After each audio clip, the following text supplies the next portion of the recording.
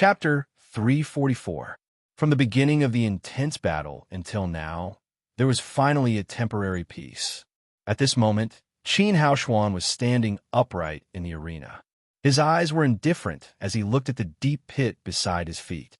At that moment, the powerful repulsive force had nailed Qin Huan deep into the arena like a nail. If it was someone else who was hit by this attack, they would have fainted on the spot. In the worst-case scenario, they would have been smashed into pieces. However, Qin Haoshuan didn't think that this attack would have much effect on Qin Huan. At this moment, the camera was aimed at the deep pit in the arena. The audience could only see the dark pit and the messy stone fragments. They couldn't see Qin Huan's figure. Facing this somewhat strange and quiet scene, the audience couldn't help but have some thoughts in their hearts. Could it be that Qin Huan lost just like that? Clatter. Just when the audience had this thought in their hearts, a hand suddenly stretched out from the deep pit in the arena. Qin Huan, who was covered in dirt, climbed out in a sorry state. He stood in front of Qin Haoshuan and casually patted the dust off his body. He coughed twice and said, "This move of yours is quite strange." Looking at Qin Huan, who was chatting with him like a friend, the corner of Qin Haoshuan's mouth twitched slightly. He said, "Is it only strange? Could it be that he wasn't injured at all after that attack, just now? Now, isn't it my turn to fight back?" Qin Huan grinned at Qin Haoshuan. Suddenly, a colorful array diagram appeared in front of him. Seeing this scene, Qin Haoshuan couldn't help but reveal a shocked expression on his face. Qin Huan wasn't injured. Previously, he had stayed underground for so long and was actually inscribing a talisman array. Moreover, it was the combination of the 5 elements rotation talisman array that had previously shown brilliantly. At this moment, the array diagram had already been formed. It was too late for Qin Haoshuan to stop it. The only thing he could do was to distance himself from Qin Huan as much as possible, leaving himself enough time and space to react. Red flame. Qin Huan shouted angrily. The array diagram revolved with a loud rumble. A scarlet flame gushed out of the array diagram like a long snake. It then rushed towards Qin Haoshuan. The scorching aura ignited the air, and the entire stage turned crimson red. Under the support of the 5 elements rotation charm array, the might of the Scarlet Flame charm array had already reached the level of a level 3 combat array. Even a golden core stage cultivator might not have the courage to face this attack head-on. Seeing Qin Huan launch an attack with the crimson flames, Qin Haoshuan's expression became even more gloomy. His innate rune was of the wind attribute. It would be fine if he could extinguish the crimson flames, but if he couldn't, he would become the crimson flame's nourishment and increase its might.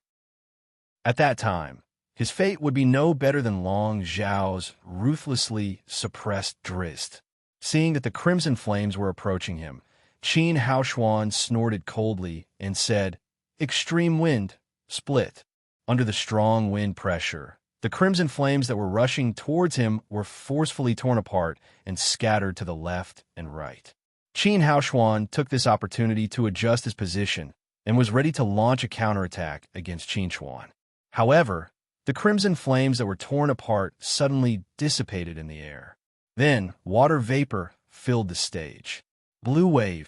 Along with Qin Huan's shout, a monstrous wave suddenly surged out from the arena and surged towards Qin Haoshuan. Seeing this, Qin Haoshuan exerted force on his feet, and his body suddenly rose into the air. At the same time, the monstrous wave strangely dissipated. What appeared again was a sandstorm. Wild sand. On the stage, the sandstorm swept up and covered the sky and the sun. Everything turned into a grayish-yellow color. Qin Haoshuan's figure was also submerged in the wild sand, and there was no sound of movement. In the spectating area, everyone was shocked to the point of being speechless when they saw the successive changes that occurred on the arena. It was the first time they'd seen such a strange and ever-changing combination of talisman formations, and this scene was truly too shocking. Spectacular. It's really spectacular. I have never seen such a terrifying combination of talisman arrays. No matter if it's crimson flames, blue wave, or wild sand, the power that erupted from them has definitely reached the level of a level 3 combat array. However, Qin Chuan is only a level 2 talisman array master. What's more terrifying is that Qin Chuan's talent talisman is of the thunder attribute. However, he can exert these 3 incompatible 5 elements to such an extent. It's really commendable. The strongest point of this 5 elements rotation talisman array combination is not its power, but that Qin Chuan can control it when he is only in the early stage of the foundation establishment stage. Let me ask you, who can use a level 3 combat array when he is in the early stage of the foundation establishment stage? It's a bit difficult for Qin Haoshuan now. However, Qin Haoshuan hasn't released his dragon form yet. The outcome is still unknown. Hearing the commentator's words, the audience clearly understood the strength of Qin Chuan. At the same time, they were also worried about Qin Haoshuan. In the box, Yi Cheng looked at the wild sand on the stage with a subtle expression. He said to Qin Yiming lightly, "I have heard Qin Ming mention this 5 elements rotation talisman array combination before. However, I didn't pay much attention to it. Now, it seems that I have underestimated the power of this 5 elements rotation talisman array combination. A level 3 combat array. Moreover, it's a level 3 combat array with 5 elements. It's unprecedented." Qin Yiming looked at the stage with a serious expression and said, "This shouldn't be created by Qin Chuan himself. I think it should be taught to him by Ningya." Hearing Qin Yiming mention Ningya, Yi Cheng nodded in agreement. As the most talented talisman array master in the previous generation, it was not strange for Ningya to be able to create such a terrifying combination of talisman arrays. "Do you think the outcome of the battle has been decided?" Yi Cheng looked at the gloomy expression on Qin Yiming's face and asked a critical question. Haoshuan hasn't released his dragon soul power. It's too early to say the outcome of the battle." Qin Yiming chuckled. However, there was no smile on his face. Obviously, he was not satisfied with Qin Haoshuan's performance. At this moment, a new change suddenly appeared on the stage. In the midst of the violent sand, a loud and clear dragon roar sounded. Immediately after, a huge dragon soared into the sky. The divine dragon swung its tail and fiercely suppressed the violent sand pressure in the sky. A wave of exclamations suddenly erupted from the spectators' seats when they saw this scene. Sure enough, Qin Haoshuan had still erupted with the dragon soul strength at the critical moment as expected. The combination of the 5-element rotation symbol array clearly did not possess much suppressive force against the dragon soul strength. The dragon soul flew around in the sky. Then, it rushed into the stage and entered Qin Haoshuan's body. The moment the dragon soul entered his body, Qin Haoshuan's body underwent a tremendous change. 2 light green dragon horns grew out of his forehead, and his entire body was covered in fine transparent scales that protected his body like armor. His eyes also turned into golden vertical pupils that emitted a terrifying aura. Extreme Wind Dragon Form. Chapter 345. Qin Chuan looked at Qin Haoshuan, who had transformed into a dragon man, and a complicated expression flashed through his eyes. He sighed softly and said, "I didn't expect it to come to this." "What are you talking about?" Qin Haoshuan, who had unleashed his dragon form, had absolute confidence that he could defeat Qin Chuan. He looked at Qin Chuan indifferently, and killing intent surged in his eyes. "Nothing, I'm just curious. Do you have any other trump cards besides your dragon form?" Qin Chuan looked at Qin Haoshuan curiously and said, "If this is all you have, then be mentally prepared to lose the match." Qin Haoshuan couldn't help but laugh when he heard Qin Chuan's words. He looked at Qin Chuan with disdain and said, "Do you think you can defeat me now?" Qin Haoshuan wasn't the only one who thought that Qin Chuan was arrogant. Everyone else also thought that Qin Chuan was too arrogant. Qin Chuan had proven how strong Qin Haoshuan's dragon form was when he fought against Zhou Lin. Now that the combination of the 5 elements had lost its suppression on Qin Haoshuan, Qin Chuan still dared to speak so arrogantly. This was really too much. "Whether or not I can defeat you is not based on words, but on my fists." Qin Chuan grinned and waved his hand. dispersing the combination of the 5 elements rotation talisman array formation. Qin Haoshuan was stunned when he saw Qin Chuan's action. The combination of the 5 elements revolution charm array had lost its suppressive effect on him. However, its power couldn't be underestimated. It could definitely affect him to a certain extent. Qin Chuan had taken the initiative to disperse the combination of the 5 elements revolution charm array. Wasn't that equivalent to cutting off one of his arms? What is Qin Chuan doing? Why is he dispersing the combination of the 5 elements? Could it be that the spiritual energy in his body isn't enough to support him to continue maintaining the combination? The commentator was also very confused. What was Qin Chuan's purpose for doing this? Could it be that he wants to admit defeat? Just when everyone was wondering why Qin Chuan dispersing the combination of the 2 elements, a terrifying aura suddenly erupted from Qin Chuan's body. At the same time, a loud dragon roar resounded in the arena again. Roar. The dragon roar was earth-shattering, and the color of the sky changed. Everyone who saw this scene had an extremely shocked expression on their faces. It was as if a stormy sea had been set off in their hearts. In the dragon roar, a layer of fine blue dragon scales slowly grew on the surface of Qin Chuan's body, and a pair of dragon horns grew on his forehead. Then his body abruptly expanded, and he turned into a thunder dragon that was dozens of meters long. Looking at Qin Chuan, who had turned into a thunder dragon, Qin Haoshuan's eyes were filled with disbelief. He couldn't believe what he was seeing. Qin Chuan also had a dragon form, and it was a dragon form that was even more powerful than him. At this moment, Qin Chuan, who had turned into a thunder dragon, looked at Qin Haoshuan indifferently with his golden vertical pupils. He said indifferently, "Your dragon form is just a joke. You bang." Before Qin Haoshuan could finish his words, Qin Chuan had already waved his dragon claws and slammed Qin Haoshuan to the ground. The terrifying power hit Qin Haoshuan's body, and almost instantly, the transparent dragon scales on Qin Haoshuan's body were torn into pieces. He was badly mutilated. The intense pain deeply stimulated Qin Haoshuan's nerves, and he couldn't bear it anymore. He opened his mouth and let out a miserable cry. Looking at the scene of the thunder dragon crushing Qin Haoshuan, the entire world stadium seemed to have lost all sound.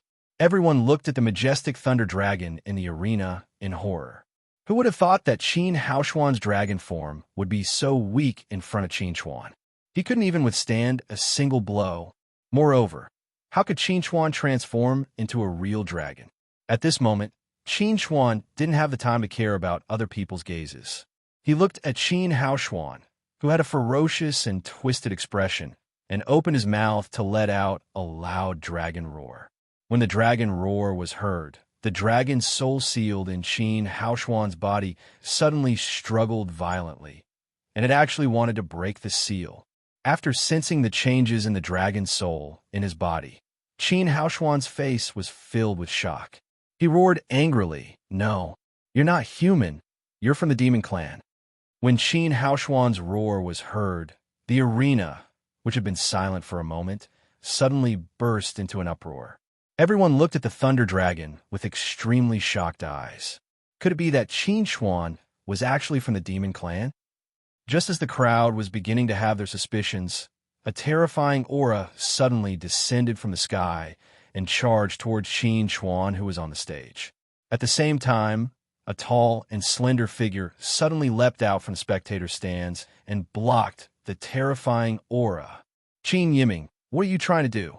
Ningya, who was wearing a moon-white cheongsam, looked at Qin Yiming coldly and said in a deep voice, "This is the 6 Great Academies ranking competition.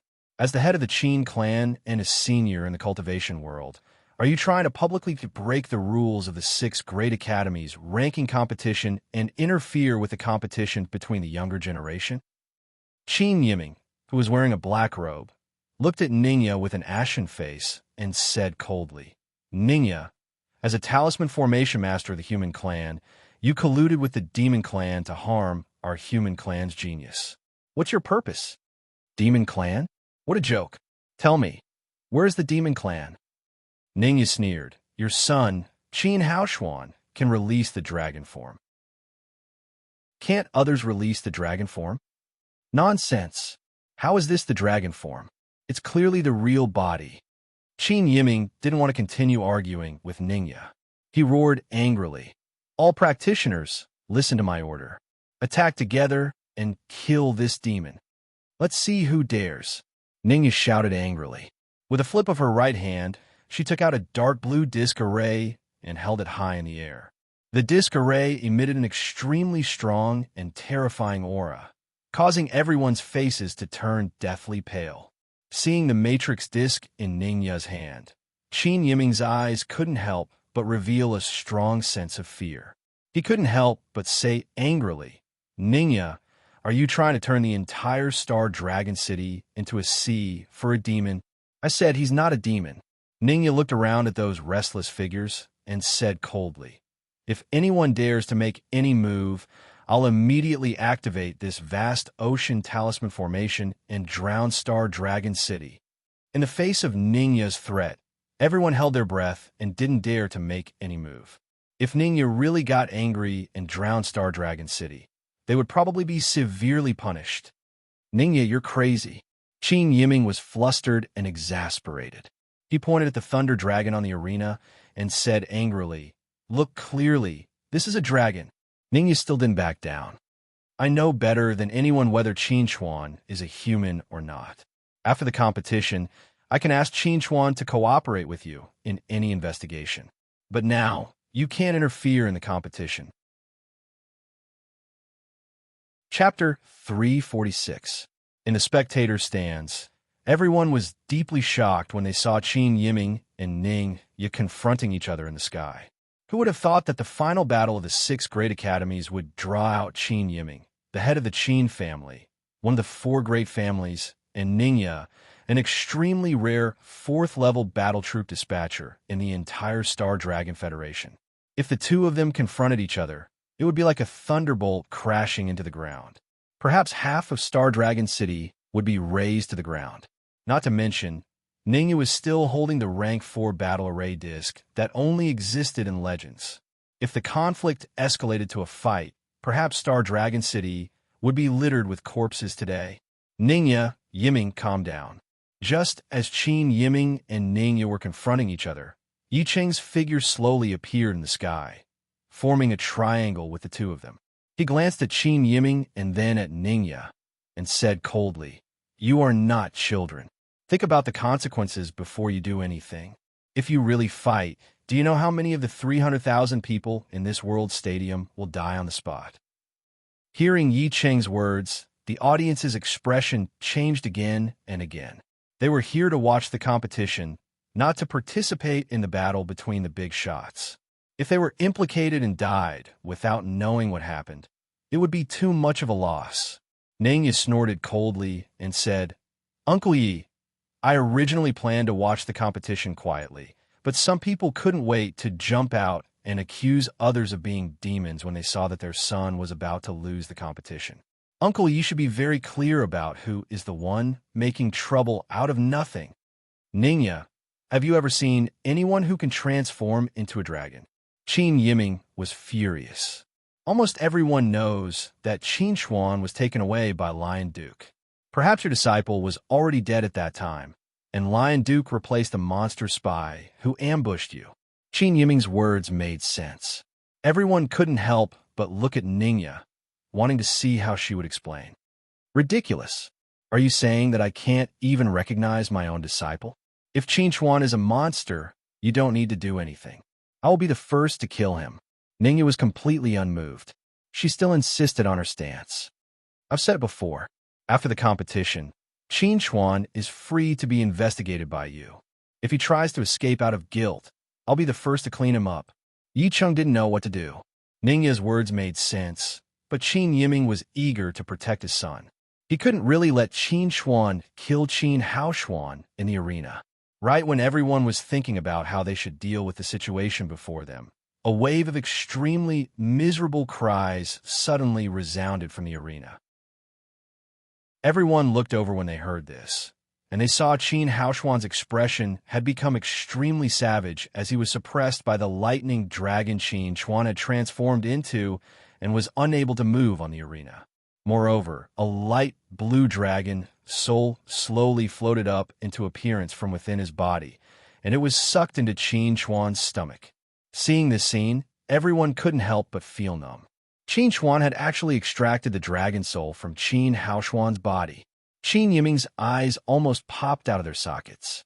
He roared crazily, "Thief, I will kill you." In the roar, Qin Yiming was about to attack, but he was stopped by someone. The person who stopped him was none other than Chen Xianfeng, the master of the Xiantian sect. "Qin Yiming, do you want thousands of people in Star Dragon City to die on the spot because of your anger?" Chen Xianfeng looked at Qin Yiming with gloomy eyes and said in a deep voice, "Only the dragon's soul has been extracted. He is not dead. Why do you have to be so angry?" Qin Yiming, who was in a rage, was helpless in the face of Chen Xuanfeng's obstruction. Because he was only in the exceptional gold core realm, while Chen Xianfeng was in the nascent soul realm. Although the two of them were on equal footing in terms of status, Chen Xianfeng was much higher than him in terms of status. At this time, seeing Chen Xianfeng stop Qin Yiming, Ningya finally had time to look back at the situation in the arena. When she saw Qin Haoshuan twitching all over and foaming at the mouth, the corners of her mouth could not help but twitch. She thought to herself, "This guy's too cruel." But fortunately, although Qin Haoshuan had lost the dragon soul and his strength had decreased greatly, at least he was still alive and had not been killed by Qin Chuan on the spot. At this moment, Qin Chuan, who had already kept the dragon soul, heaved a sigh of relief. Then, he removed his dragon form.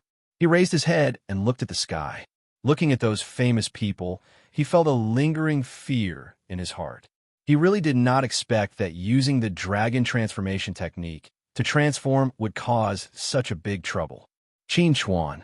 Yicheng looked at Qin Chuan's figure in the arena and asked, "Are you a human or a demon?" "Of course I'm a human." Qin Chuan smiled and said to Yi Cheng, "Senior, the reason why I could transform into a dragon was that I had a fortuitous encounter. I can cooperate with any investigation you do to verify my identity."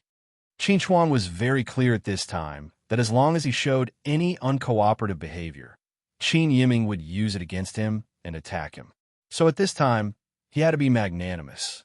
When everyone heard that Qin Chuan was willing to cooperate with the investigation to prove his innocence, they couldn't help but heave a sigh of relief.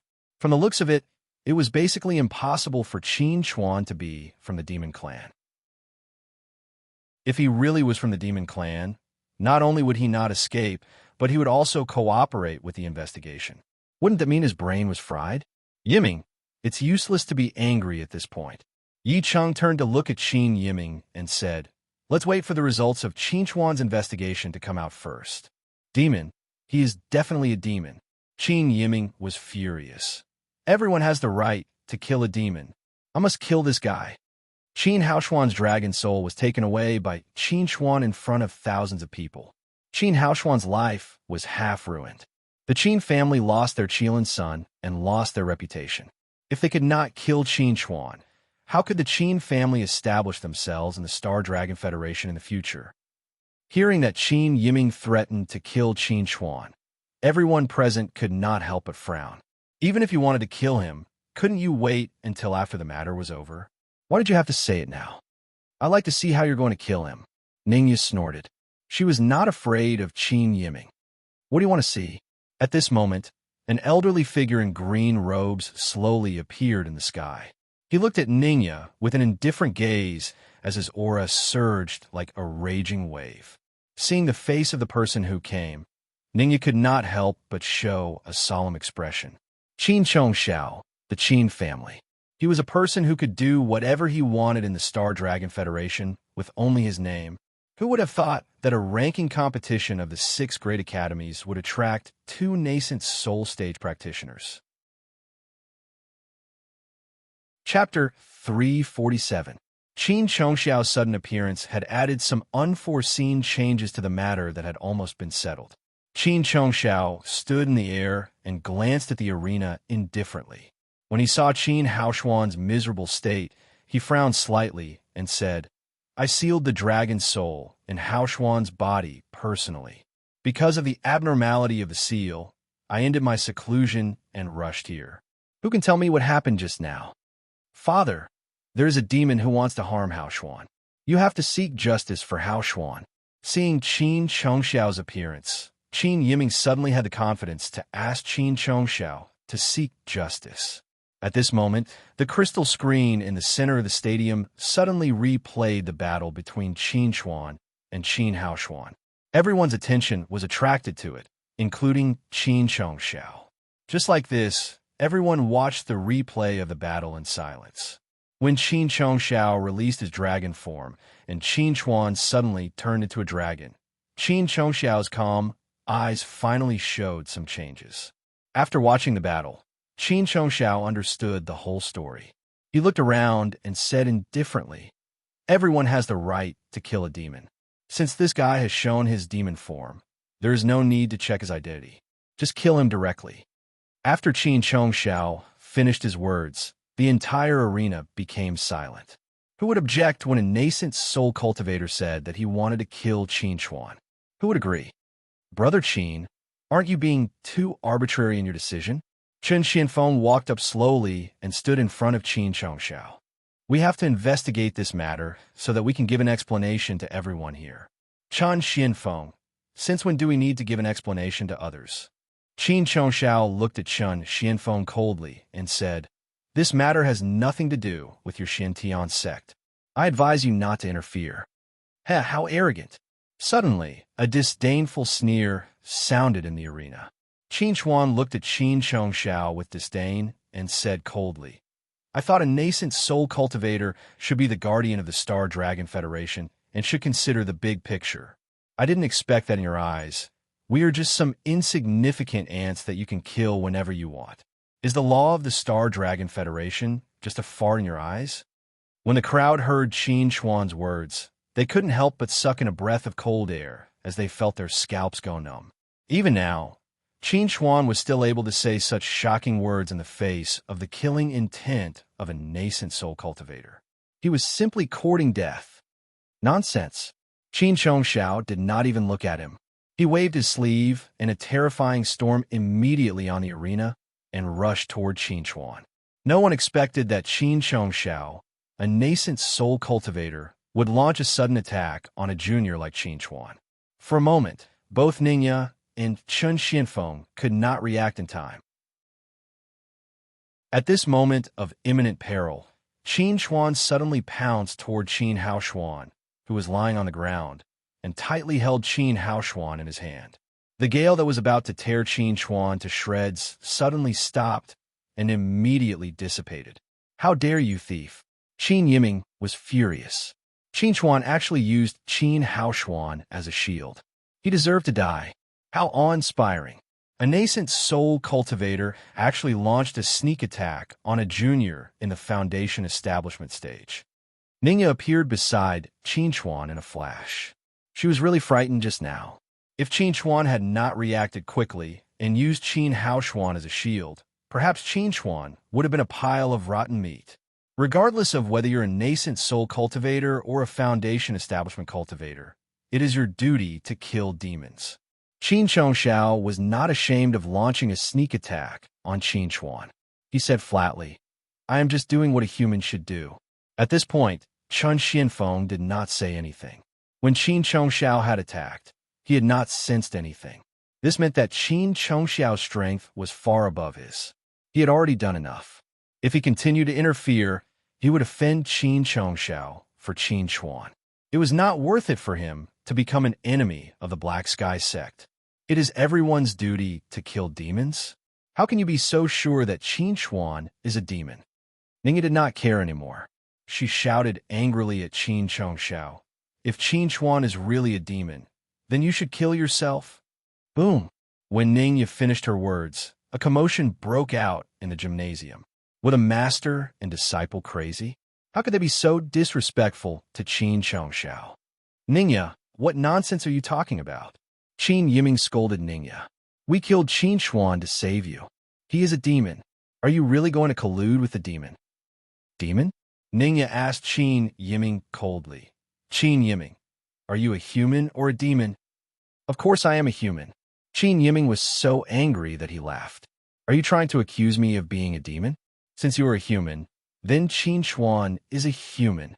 Ningya turned to Qin Chongxiao and asked in a low voice, is Qin Haoshuan a human? Before Qin Chongxiao could speak, Qin Yiming answered, of course he is a human. What are you trying to say? Yi Cheng could not understand Ningya at this time. It was meaningless to pester endlessly. You will know what I am trying to say soon. Ningya looked back at Qin Chuan and said in a low voice, Qin Chongxiao has one son and two daughters. The eldest son is Qin Yiming, the eldest daughter is Qin Qing, and the second daughter is Qin Ju. This is a well-known fact. Everyone was confused when they heard Ningya talking about Qin Chongxiao's children. However, Qin Yiming seemed to have thought of something. His expression suddenly became very interesting. Qin Chongxiao's eldest daughter, Qin Qing, fell in love with a man of commoner background. The Qin family did not tolerate her, and she was expelled by Qin Yiming. Qin Qing and the man left Star Dragon City and settled down in the state capital of Qing. They gave birth to a son 19 years ago, named Qin Chuan. If Qin Chuan is a demon, then Qin Haoshuan is also a demon. You, Qin Yiming, are also a demon. Everyone in the Qin family is a demon. Everyone has the right to punish them. Everyone was shocked when they heard Ningya's words. Even Qin Chongxiao, who had always been indifferent, looked surprised. Qin Chuan, who was standing behind Ningya, was stunned when he heard this. He looked at Ningya in shock and asked, Teacher, is what you said true? That's right. Ningya looked at Qin Chuan with a complicated expression and said, I didn't want to tell you this secret. I wanted to keep it a secret for the rest of my life. However, to protect you today, I have to tell you. Your mother, Qin Qing, is Qin Chongxiao's eldest daughter. She is the biological sister of Qin Yiming, the head of the Qin family. Boom. The scene was in an uproar again. It was more enthusiastic than before. Who would have thought that Qin Chuan was Qin Chongxiao's grandson? Chapter 348. Ningya's words shocked everyone. Qin Yiming claimed that Qin Chuan was a demon and wanted to kill Qin Chuan. If Qin Chuan was really a demon, didn't that mean that everyone in the Qin family was a demon? Moreover, if Qin Chuan was really Qin Chongxiao's grandson, wouldn't the fight between him and Qin Haoshuan be a fratricidal fight? After a short moment of commotion, the scene quickly returned to silence. Everyone's eyes were focused on the few figures in the sky. They wanted to see how the Qin family would react when they found out about Qin Chuan's identity. Yi Cheng glanced at Qin Chongxiao and Qin Yiming with a subtle expression. The former was expressionless while the latter looked gloomy. Obviously, Qin Chuan's identity had a certain impact on them. To be honest, he did not expect that there would be so many secrets involved in today's incident. Now that some things have been clarified, why don't we find a place to sit down and have a peaceful talk? At this time, the official of the education department, who was the organizer of the competition, also appeared in the sky. He looked at the crowd with gloomy eyes and cursed in his heart. What have you done to mess up a good ranking competition of the 6 great academies? As the supervisor of the finals, Wang Miao's heart was very bitter. The competition was about to end, and he could have given the champion a trophy and reward. Then, he could have gone back with the merits for a promotion and a raise. However, a group of big shots had jumped out and disrupted the finals.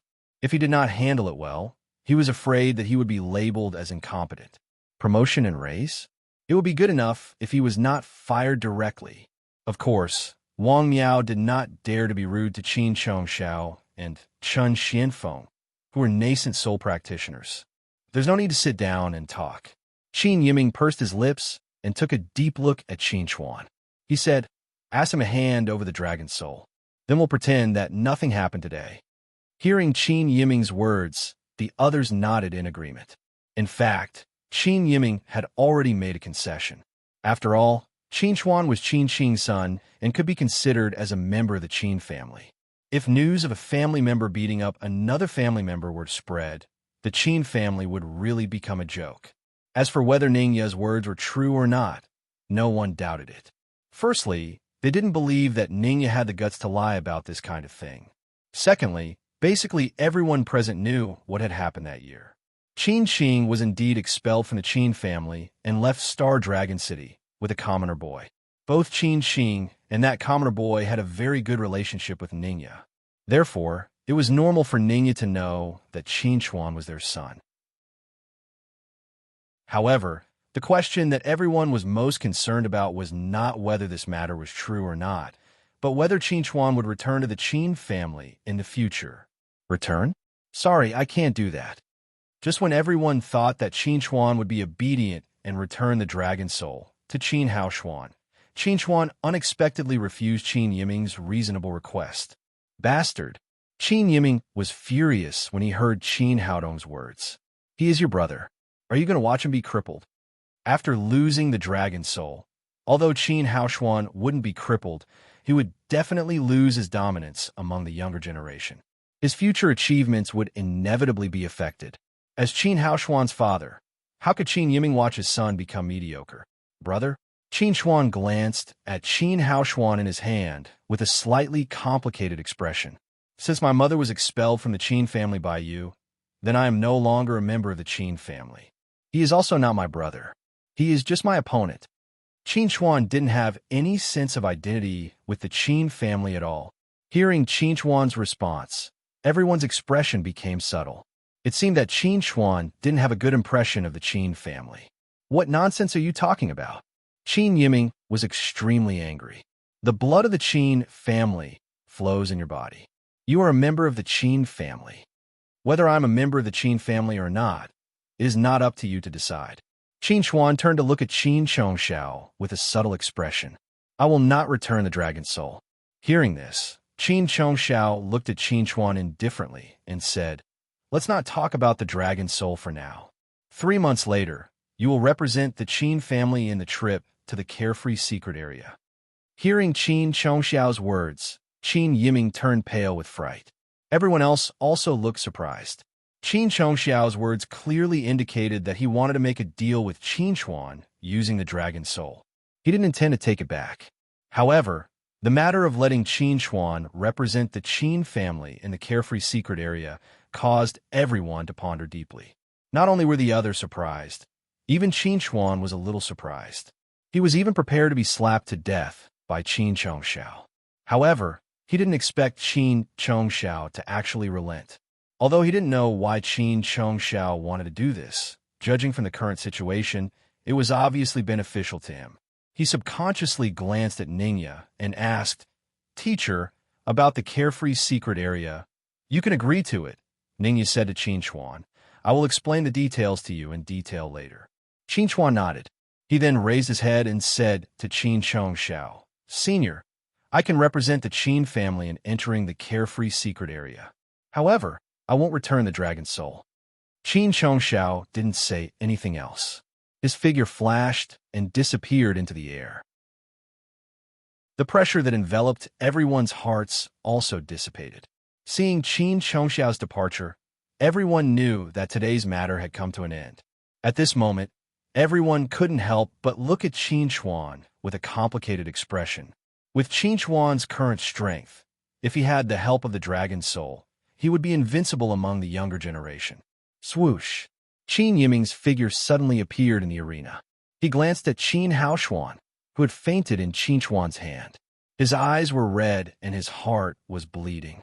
When Qin Chuan saw this, he handed Qin Haoshuan to Qin Yiming with complicated feelings and said, He is only unconscious. He is not injured. Qin Yiming carefully took Qin Haoshuan. He then took a deep look at Qin Chuan before he turned around and left. No matter how much he hated Qin Chuan, he definitely couldn't lay a hand on Qin Chuan at this moment. This was because Qin Chuan was personally appointed by Qin Chongxiao to represent the Qin family in entering the carefree secret area. This was equivalent to giving Qin Chuan a golden ticket to avoid death. At this moment, whoever laid a hand on Qin Chuan would be making an enemy of the Qin family. When he thought that not only could he not lay a hand on Qin Chuan, but he also had to protect Qin Chuan, Qin Yiming felt that his mentality was about to collapse. He had been the head of the Qin family for decades, and this was the first time he felt so aggrieved. When the dust settled, Everyone was about to leave. At this moment, Qin Chuan stopped Wang Miao, who was about to leave. Senior, has the finals ended? Does this count as my victory? Chapter 349. When they heard Qin Chuan's words, the expressions of the people in the sky who were preparing to leave changed. This kid was still thinking about who would be the champion of the finals, even though he had just experienced such a huge event. They didn't know if he was fearless or arrogant. Wang Miao looked deeply at Qin Chuan and said, "You naturally won the finals. The champion of the 6 Great Academies ranking tournament is your Black Moon Combat Academy."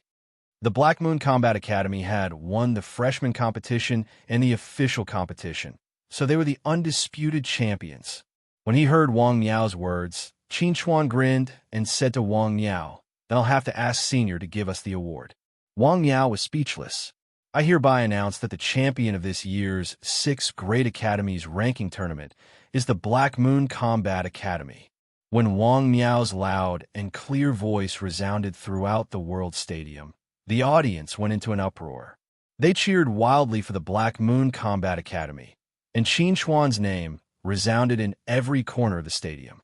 On the stage, Qin Chuan's group of 5 stood in front of the trophy. As they looked at the dazzling golden trophy, everyone's faces were brimming with joy.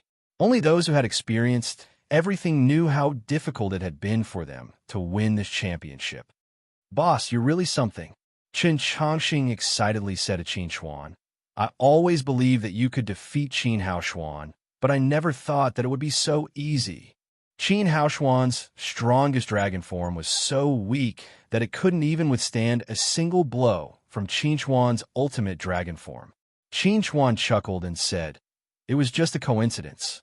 In reality, it wasn't that Qin Haoshuan's dragon form wasn't strong enough, but that Qin Chuan had a method to restrain the dragon spirit's power. Qin Haoshuan couldn't display the full power of the dragon spirit's power and was easily defeated. As for where this method had come from, it was naturally taught by Azure Dragon Song Hao. Otherwise, he wouldn't have been able to extract the dragon spirit. When he thought of Azure Dragon Song Hao, Qin Chuan couldn't help but have some doubts. Was it a coincidence that Azure Dragon Song Hao had chosen him to be the spokesperson for revenge, or was it because of some other reason? "Qin Chuan, what are you thinking about?" Lu Zi curiously asked when she saw Qin Chuan's thoughts. Qin Chuan, after hearing her question, and shook his head. "Nothing. I'm just recalling my experiences during this time. It's all unreal." Qin Chuan's, Lu Zi's, S's to be honest. Had to win twos. They were to the top to twos to win the championships. They would SSS twos. T2 S don't thank me. This is the result of everyone's hard work. Qin Chuan smiled and said to Lu Zi, "Whether it's you or me, we've all worked hard to win today's championship. The championship belongs to everyone, not just one person." "Boss, you're right." Chen Changxing chuckled. "I don't think I should be called the resourceful star anymore. What do you guys think of the crown of resourcefulness?" Long Xiao rolled her eyes at Chen Changxing, speechless. More like a retard. Hearing her words, everyone couldn't help but laugh heartily. This scene would forever be captured on camera. 6 Great Academies ranking tournament final chapter. Black Moon Combat Academy successfully defeats Star Dragon's #1 Academy, claiming the 6 Great Academies. From the freshman competition to the official competition, the Dark Horses counterattack. A battle between dragons and tigers. The Black Moon Combat Academy has won the championship by 1 move. Miracle Youth creates another miracle. Black Moon Combat Academy's new king ascends the throne. When the final battle of the 6 Great Academies ranking competition ended, news of the Black Moon Combat Academy winning the championship spread. All the media outlets began to scramble to report on the final battle. However, none of them mentioned the series of events that had happened in the middle. Regarding a nascent soul cultivator, they naturally understood what it meant to be careful with their words and actions. When the events had happened, the organizers had cleverly cut off the live broadcast. Therefore, only the 300,000 spectators knew what had happened. Although some news had spread, it was still within their control. In addition, the media outlets had deliberately directed public opinion to focus on the Black Moon Combat Academy winning the championship. Therefore, not many people paid attention to the Qin family's matters. After winning the championship, everyone else went to accept the media's interview. Qin Xuan and Ning Ye left the World Stadium and returned directly to the office. As soon as they entered the living room, Qin Xuan impatiently asked Ning Ye, "Teacher, do you really know my parents?" This question had been in Qin Xuan's heart for too long. He really wanted to get a definite answer. Ning Ye nodded and sighed softly. "That's right. Your parents and I were very good friends back then." "If that's the case, teacher, you already knew my identity when we first met." Qin Xuan looked at Ning Ye with a complicated expression. "Back then, you gave me the Black Moon badge not because of my talent, but because I was the son of an old friend. I wasn't the one who was supposed to go to the state capital to witness the Hidden Dragon arena battle. I only decided to make a trip to the state capital because I heard your name." Ning Ye sat down on the sofa and said faintly, "If it wasn't because you had the talent to become a talisman array master, I wouldn't have given you the Black Moon badge and accepted you as my disciple. This is a matter of principle." After hearing Ning Ye's words, Qin Xuan pursed his lips and asked, "Then my parents, where did they go?" "They're dead." Ning Ye sighed. "Something happened back then. Your parents were seriously injured. When I rushed to the scene and saw them, they were already on the verge of death. They only had time to leave your name for me, but they couldn't tell me where you were. If that wasn't the case, I would have taken you away when you were very young. What happened back then?" Qin Xuan couldn't help but ask, "Who killed them?" "There's no point in telling you this now. If you really want to know, you can ask me when you come back alive from the carefree secret land." Ning Ye looked deeply at Qin Xuan and said, "Telling you this now won't do you any good." Qin Xuan couldn't help but clench his fists and asked coldly, "Is it related to the Qin family?" "It's not related." Ning Ye shook her head. "If your parents died because of the Qin family, then I wouldn't have told you your background today."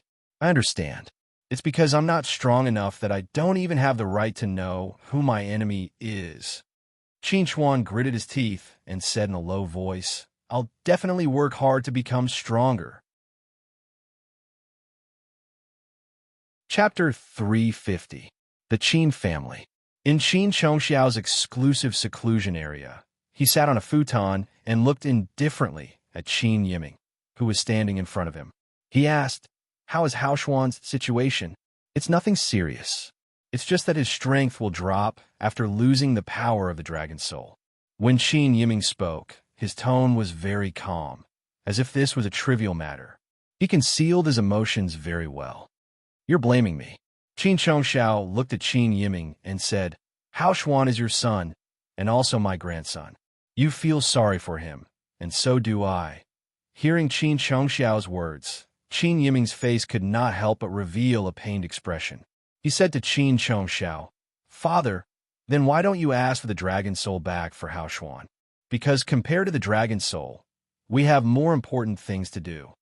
Qin Chongxiao looked at Qin Yiming meaningfully and said, "Do you know what the opening of the unfettered mystery area means this time?" Qin Yiming was slightly stunned.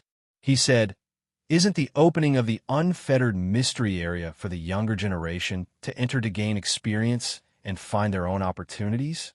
Is there any special meaning to it?" "There was no special meaning in the past, but it's different this time." Qin Chongxiao looked deeply at Qin Yiming and said, "I received news that someone found the dojo of the Unfettered One and found some notes from it. It's about the key to the unfettered mystery area. As long as you get the key hidden in the unfettered mystery area, you can freely control the opening and closing of the unfettered mystery area and take it for yourself." Hearing Qin Chongxiao's words, Qin Yiming could not help but widen his eyes and exclaim, "Is this true?" The unfettered mystery area was one of the largest relics in the universe with the most opportunities. It had always been automatically opened at irregular intervals and closed after 2 months. Therefore, after so many years, the unfettered mystery area had never been fully explored. It was said that the explored area was not even a quarter of the entire unfettered mystery area. There were more unknown opportunities and treasures hidden in the depths of the unfettered mystery area. It was a pity that the unfettered mystery area was only open for 2 months each time. Even if one went all out to explore the unknown areas, one could only explore a few places and even risk one's life. There are also people who simply stayed in the carefree secret realm and did not leave. They wanted to wait for the next opening before leaving. In the end, when the next opening occurred, the person who stayed in the carefree secret realm disappeared without a trace. It could be said that it was extremely strange. Of course it's true. Qin Chongxiao nodded gently and said, "We old guys have already held 3 meetings and finally decided that the unfettered mystery area will be jointly developed by all the families and sections. However, whichever family's junior obtains the key and brings it out, that family will be able to monopolize 40% of the benefits from the development of the unfettered mystery area. Compared to 40% of the benefits in the unfettered mystery area, what is a mere dragon soul?" Hearing Qin Chongxiao's words, Qin Yiming's heart was greatly shaken. He hesitated for a moment and said, "Actually, if there's a dragon soul with Haoshuan's strength, it is not impossible for him to bring the key back." Qin Chongxiao glanced at Qin Yiming with a subtle expression. "You should know that I'm not asking if. The forces gathered by Qin Chuan's side cannot be underestimated. Whether it is Chun Chongxing, the Blood Elf, or even the illusory formation Master Lu Zi, they can all help Qin Chuan in the unfettered mystery area and help Qin Chuan fight for the key. In comparison, Haoshuan is inferior in this aspect. To put it bluntly, Qin Haoshuan had too few reliable friends around him. In the unfettered mystery area, it was not an arena competition. No one would fight one-on-one with you. No matter how strong Qin Haoshuan was, it was difficult for 2 fists to fight against 4 feet. Qin Yiming also knew that Qin Chongxiao was right. However, he still found it hard to accept emotionally. Seeing that Qin Yiming was silent, Qin Chongxiao continued, "When our Qin family obtains 40% of the benefits in the unfettered mystery area, Haoshuan will definitely be able to obtain something better than a dragon soul. He will still be the Qilin son of our Qin family." "What about Qin Chuan?" Qin Yiming could not help but ask. At the mention of Qin Chuan, a cold glint flashed across Qin Chongxiao's eyes. He said indifferently, "If he is willing to return to the family, I will naturally train him with all my might. If he is unwilling, I will not make things difficult for him for Qing Er's sake. However, if he is an enemy of our Qin family, I will definitely kill him." Yi family. Yi Cheng sat on the sofa with a walking stick in his hand. He looked at Yi Qingning, who was sitting beside him absent-mindedly, and asked with a smile, "Qingning, what are you thinking about?" Yi Qingning came back to her senses. She shook her head and said, "I'm not thinking about anything. I just don't quite understand why Grandpa wants me to act together with Qin Chuan in the unfettered mystery area." "Hee. Qingning, what do you think of Qin Chuan?" Yi Cheng chuckled. He suddenly asked Yi Qingning's opinion of Qin Chuan. "Grandpa, don't tell me you want me to develop a romantic relationship with Qin Chuan?" Yi Qingning rolled her eyes cutely and said, "I don't like him, and I won't like him. Grandpa has no intention of randomly matching you two. Grandpa just wants you to become friends with him and take care of each other in the unfettered mystery area." Yi Cheng smiled and said to Yi Qingning, "Without the dragon soul, Qin Haoshuan is basically crippled. It will be difficult for him to protect himself in the unfettered mystery area, let alone protect you. Grandpa is worried about you wandering alone in the unfettered mystery area, so I want you to follow Qin Chuan. If you encounter any danger, at least you can take care of each other." "Forget it." Yi Qingning shook her head and said, "The teleportation in the unfettered mystery area is random. No one knows where they will appear. You have to rely on yourself. You will meet in the end." Yi Cheng looked deeply at Yi Qingning and said, "As long as your goals are the same." "What do you mean?" Yi Qingning looked at Yi Cheng with some confusion. Yi Cheng didn't hide anything. He simply told Yi Qingning about the key to the unfettered mystery area.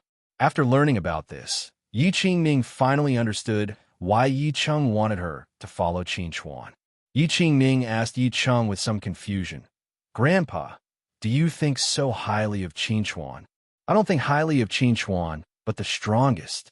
Yi Qing shook his head lightly and said, I think highly of whoever is strong. And in your generation, who do you think can compete with Qin Chuan? Yi Qingming was stunned. In their generation, there seemed to be people who could compete with Qin Chuan, but there was no one who could firmly defeat Qin Chuan. Chapter 351. Office. Chun Changxing looked at Qin Chuan, who was training hard, and asked Blue Pool, who was beside him, in confusion, What do you think is going on with Boss? He just won the championship. Why isn't he resting? Why is he working so hard? I don't know either, but maybe it's because of the carefree secret realm. After all, Boss is under a lot of pressure. Blue Pool was also present at the scene back then. He had also heard that Qin Chongxiao wanted Qin Chuan to represent the Qin family and enter the carefree mystic realm. Although he didn't know much about the carefree mystic realm, he had a rough idea. It was a place where danger and opportunity coexisted. It was both heaven and hell. The carefree secret realm. At the mention of the carefree secret realm, Chun Changxing thought more than Blue Pool. The Qin family wanted Qin Chuan to represent the Qin family to enter the carefree secret realm, so they must have a request. However, he didn't know what it was for. We're going back to school tomorrow. Don't you plan to go home and take a look? Blue Pool looked at Chun Changxing and asked curiously. Go home? The Black Moon Combat Academy is my home. Chun Changxing grinned and said, As for the Xintian sect, there's no need to go back. Chun Changxing wasn't someone who didn't know what was good for him. It was enough for him to see Chun Xintian and Annan at the World Stadium that day. If he went back to the Xintian sect, he would probably make some people unhappy. He might as well not go back. Just as Chun Changxing and Blue Pool were chatting, Lu Zi walked over slowly and shouted to Qin Chuan, who was training, Qin Chuan, Senior Zhou Lin is here. She wants to see you. Hearing Lu Zi shout, Qin Chuan stopped what he was doing and wiped the sweat off his face. He said to Lu Zi, Ask Senior Zhou to wait for me in the living room. I'll be right there. Seeing Qin Chuan's figure walk in the bathroom, Lu Zi's expression couldn't help but become complicated. She glanced at Chun Changxing, who was standing at the side, and asked, Tell me, compared to Senior Zhou Lin and Baiyu, what do you think I'm lacking? Chun Changxing thought about it seriously and replied, The differences in looks and strength? Blue Pool gazed at Chun Changxing in astonishment. Did this brother take things too hard? Was he tired of living? After washing up, Qin Chuan came to the living room and saw Zhou Lin sitting on the sofa. He chuckled and said to Zhou Lin, Senior sister, why are you here? Hearing this, Zhou Lin looked up at Qin Chuan and said, I heard that you're leaving for school tomorrow. We're leaving tomorrow as well, so I'm here today to bid you farewell. I should be the one doing this. Qin Chuan looked at Zhou Lin apologetically and said, I've been concentrating on my cultivation these few days and neglected this matter. 5 days had passed since they won the championship. In these 5 days, the Black Moon Combat Academy had accepted numerous media interviews and held press conferences. However, Qin Chuan didn't attend any of them. He had focused all his attention on his cultivation and could be said to be very diligent. After the media reporters received this news, they were all deeply moved. If he hadn't worked so hard, Qin Chuan probably wouldn't have been able to defeat Qin Haoshuan and lead the Black Moon Combat Academy to win the championship. I know you're busy with your cultivation, so I didn't look for you these few days. I purposely chose today. Zhou Lin smiled and said to Qin Chuan, You should be entering the unfettered secret realm in 3 months, right? Yes. Qin Chuan nodded. Ning had already made arrangements for him. In addition to the agreement with the Qin family, he had to enter the unfettered secret realm. When the time comes, I'll enter as well. Maybe we'll have a chance to fight side by side. Zhou Lin looked at Qin Chuan with a subtle expression and asked, I wonder if you'll welcome me as your teammate. Of course, you'll be very welcome. Qin Chuan laughed and said, When the time comes, senior sister won't despise me for being too weak and won't be with me. Then it's settled. Zhou Lin stood up and said to Qin Chuan, I still have other matters to attend to, so I'll take my leave first. I'll send you off. Qin Chuan accompanied Zhou Lin to the door. Because there were media reporters waiting outside, Qin Chuan didn't send Zhou Lin off. Instead, he stood at the door and watched Zhou Lin leave. After Zhou Lin's figure had disappeared into the distance, Chen Chongqing suddenly appeared beside Qin Chuan. He asked Qin Chuan with some confusion, "Boss, I don't know if you noticed that senior sister Zhou Lin seemed to have something to say to you, but hesitated." Qin Chuan smiled and said, "She'll naturally say what she wants to say." From the first time Qin Chuan saw Zhou Lin, he felt that Zhou Lin seemed to have something to say to him. But in the end, she didn't say it. Since Zhou Lin didn't say it, he didn't ask anymore. From the bottom of his heart, he believed in Zhou Lin and didn't think that Zhou Lin would harm him. When the time was right, Zhou Lin would naturally tell him what needed to be said. Chen Chongqing looked at Qin Chuan with a strange expression and asked, "Boss, do you trust senior sister Zhou Lin that much?" Qin Chuan glanced at Chen Chongqing and said, "If senior sister Zhou Lin wanted to betray me and harm me, I would already be a dead man." Chen Chongqing understood. The relationship between Qin Chuan and Zhou Lin was definitely not as pure and simple as what he saw. Zhou Lin left. Qin Chuan originally wanted to continue cultivating, but Ningya suddenly appeared and wanted to take him out. "Teacher, where are you taking me?" Qin Chuan looked at Ningya with a puzzled expression. At this time, where else could he go in Star Dragon City?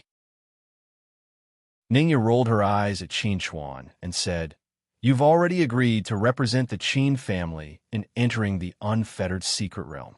Aren't you going to ask the Qin family why they're doing this?" Qin Chuan glanced at Ningya with a complicated expression and asked, "You want to take me to the Qin family? What? You don't want to go?" Ningya gently raised her eyebrows. "If you don't want to go, then I'll ask them out to meet you. It'll be safer this way." "No." Qin Chuan gently shook his head and said, "Let's go to the Qin family. I also want to see what the place my mother grew up in is like." Hearing Qin Chuan's words, Ningya sighed and asked, "You've been cultivating crazily these past few days just to numb yourself, right?" Qin Chuan remained silent. What had happened these past few days had a huge impact on him. Whether it was his relationship with the Qin family or the cause of his parents' death many years ago, it was all difficult for Qin Chuan to accept. He couldn't let himself face all this calmly, so he could only cultivate to numb himself and force himself not to think about those things. However, some things had to be faced in the end. Today's trip to the Qin family was just an attempt to take the first step. Chapter 352. The Qin clan's gate was even more imposing than Qin Chuan had imagined. Qin Chuan stood in front of the gate and looked at the red gate that was 10 meters tall and 30 meters wide. He sighed and said, "In this era, it's rare to see such a wooden gate." Nowadays, the development of technology was changing with each passing day. All kinds of alloy doors and intelligent doors were emerging endlessly. Wooden doors like the one in the Qin family's house were already extremely rare. They basically existed in museums or tourist attractions. They were all treasured for fear of the slightest damage. How could they be used casually like the one in the Qin family's house? This is a symbol of heritage. Ningya looked at the gate in front of her and said to Qin Chuan, "Among the 4 great clans, only the Qin clan has such a gate that has been passed down for 10,000 years. It's not easy for it to be preserved until now. Are we here to admire this gate?" Qin Chuan looked at Ningya and said, "Teacher, I feel that you have some resentment towards this gate. In the past, your mother and I were good friends, and we would occasionally visit the Qin clan. At that time, my favorite part of the Qin clan was this gate, and I even thought of stealing it and bringing it back to the Black Moon Combat Academy. Now that I've revisited it, I can't help but sigh." Ningya smiled and knocked on the bronze ring on the gate. With a low sound, the red gate of the Qin clan slowly opened, and a middle-aged man wearing a brown robe walked out. He respectfully said to Ningya, "Miss Ning, Sir Qin, please follow me. The patriarch is already waiting for you." Ningya and Qin Chuan followed behind the housekeeper and entered the Qin clan's gate. Looking at the bluestone paved ground and the antique architecture, Qin Chuan couldn't help but feel as if he had traveled back in time. "Young Master Qin, the Qin clan has been here since the beginning of Star Dragon City. Since ancient times, the Qin clan has always maintained its current appearance. There are almost no changes. Everything is the most charming and stylish. The housekeeper seemed to have seen through Qin Chuan's surprise, so he smiled and introduced the Qin clan situation to the Qin clan. Hearing the housekeeper's words, Qin Chuan sighed with emotion. As expected of the Qin family, it wasn't difficult to imitate an ancient manner, but it was too difficult to preserve an ancient manner until now. Just from this point alone, the Qin family was unmatched in the entire Star Dragon Federation. Under the guidance of the housekeeper, Qin Chuan and Ningyu admired the scenery along the way as they walked towards the Qin family's reception hall. After more than 10 minutes of walking, the three of them finally arrived at the Qin family's reception hall and saw Qin Yiming. Seeing Qin Yiming again, Qin Chuan's mood was more complicated than before. In terms of blood relationship, Qin Yiming was his uncle. But in terms of feelings, he didn't agree with Qin Yiming. He even hated Qin Yiming because it was Qin Yiming who expelled his mother from the Qin family. If not, his mother wouldn't have died. Qin Yiming sat on a chair and looked at Qin Chuan. His eyes were unexpectedly calm as he said indifferently, "Please take a seat." Ningya and Qin Chuan didn't stand on ceremony and directly sat down. Ningya looked at Qin Yiming with a subtle expression and said, "Back then, it was very difficult for me to enter your Qin family's reception hall to play. There were always people worried that I would break your Qin family's antiques. What happened back then was my fault. But you also snuck into play a lot." Speaking of the past, Qin Yiming's expression became slightly subtle, as if he didn't want to talk about the past too much. "Let's not talk about the past. I just want to ask Patriarch Qin, why did your Qin family want Qin Chuan to represent your Qin family to enter the unfettered secret realm?" Ningya looked at Qin Yiming with a slightly curious expression and said, "If you can't explain it clearly, I don't mind paying Uncle Qin another visit. I'll naturally explain it to you clearly. My father has already re-entered seclusion and won't be coming out for a while." Qin Yiming smiled, then looked at Qin Chuan and said solemnly, "Our Qin family needs you to enter the unfettered secret realm and bring out an item." Qin Chuan raised his eyebrows slightly and asked, "What item?" "I don't know." Qin Yiming shook his head. "You don't know?" Ningya sneered. "Just now you said that you would explain it clearly. Now you don't know? Is it because you don't know? Or is it inconvenient to explain too clearly?" "I really don't know. All I know is the use of that item." Qin Yiming didn't care about Ningya's attitude and explained seriously, "That should be a key placed in a very safe place. What our Qin family wants is this key. The rest of the items obtained in the secret realm are yours. We won't ask for them." "Key?" Qin Chuan frowned slightly. "Isn't this a bit too general? The unfettered secret realm is extremely vast, and each time it only opens for 2 months. I can't spend all my time looking for the key." His main purpose of entering the unfettered secret realm was to seek opportunities, not to work for the Qin family to find the key. Without a specific location and without a specific image, who knew where the key was and what kind of strange appearance it looked like? What was the difference between looking for a needle in a haystack just like that? In the unfettered secret realm, the places with the most opportunities are none other than Unfettered Palace, Zijin Palace, and Colorful Glazed Mansion. You only need to follow the main group to these 3 places to search. If you can't find the key I need in these 3 places, it doesn't matter. Hearing Qin Yiming's request, Ningya couldn't help but be a little surprised. Unfettered Palace, Zijin Palace, and Colorful Glazed Mansion were all opportunities in the unfettered secret realm that had almost been explored. If there was really a key hidden in them, it should have been discovered long ago.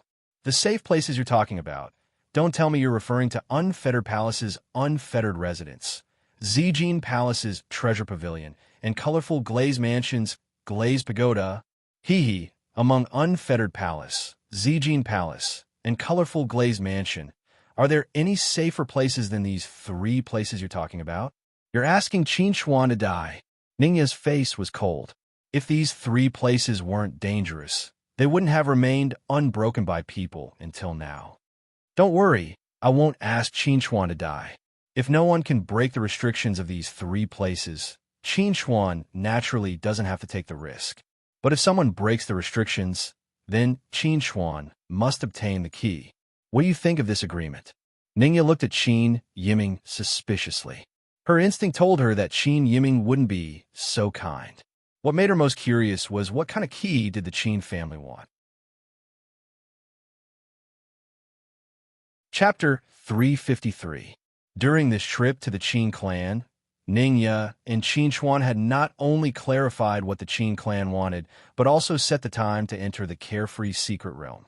Qin Xuan needed to arrive at North Setting Mountain, which was 1,200 kilometers north of Star Dragon City, 3 days before the Little Demon's secret realm opened.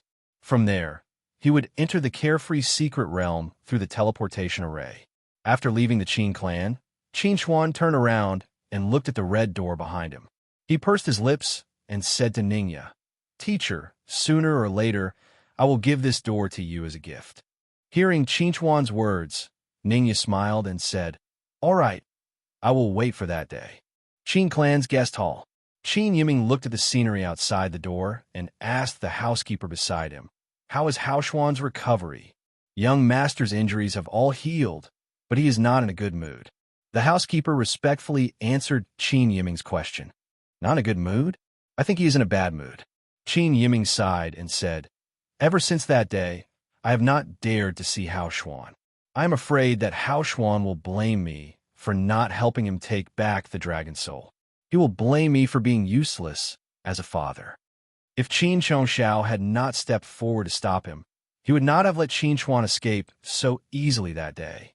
Once we obtain the key to the carefree secret realm, Hao Xuan will definitely rise again.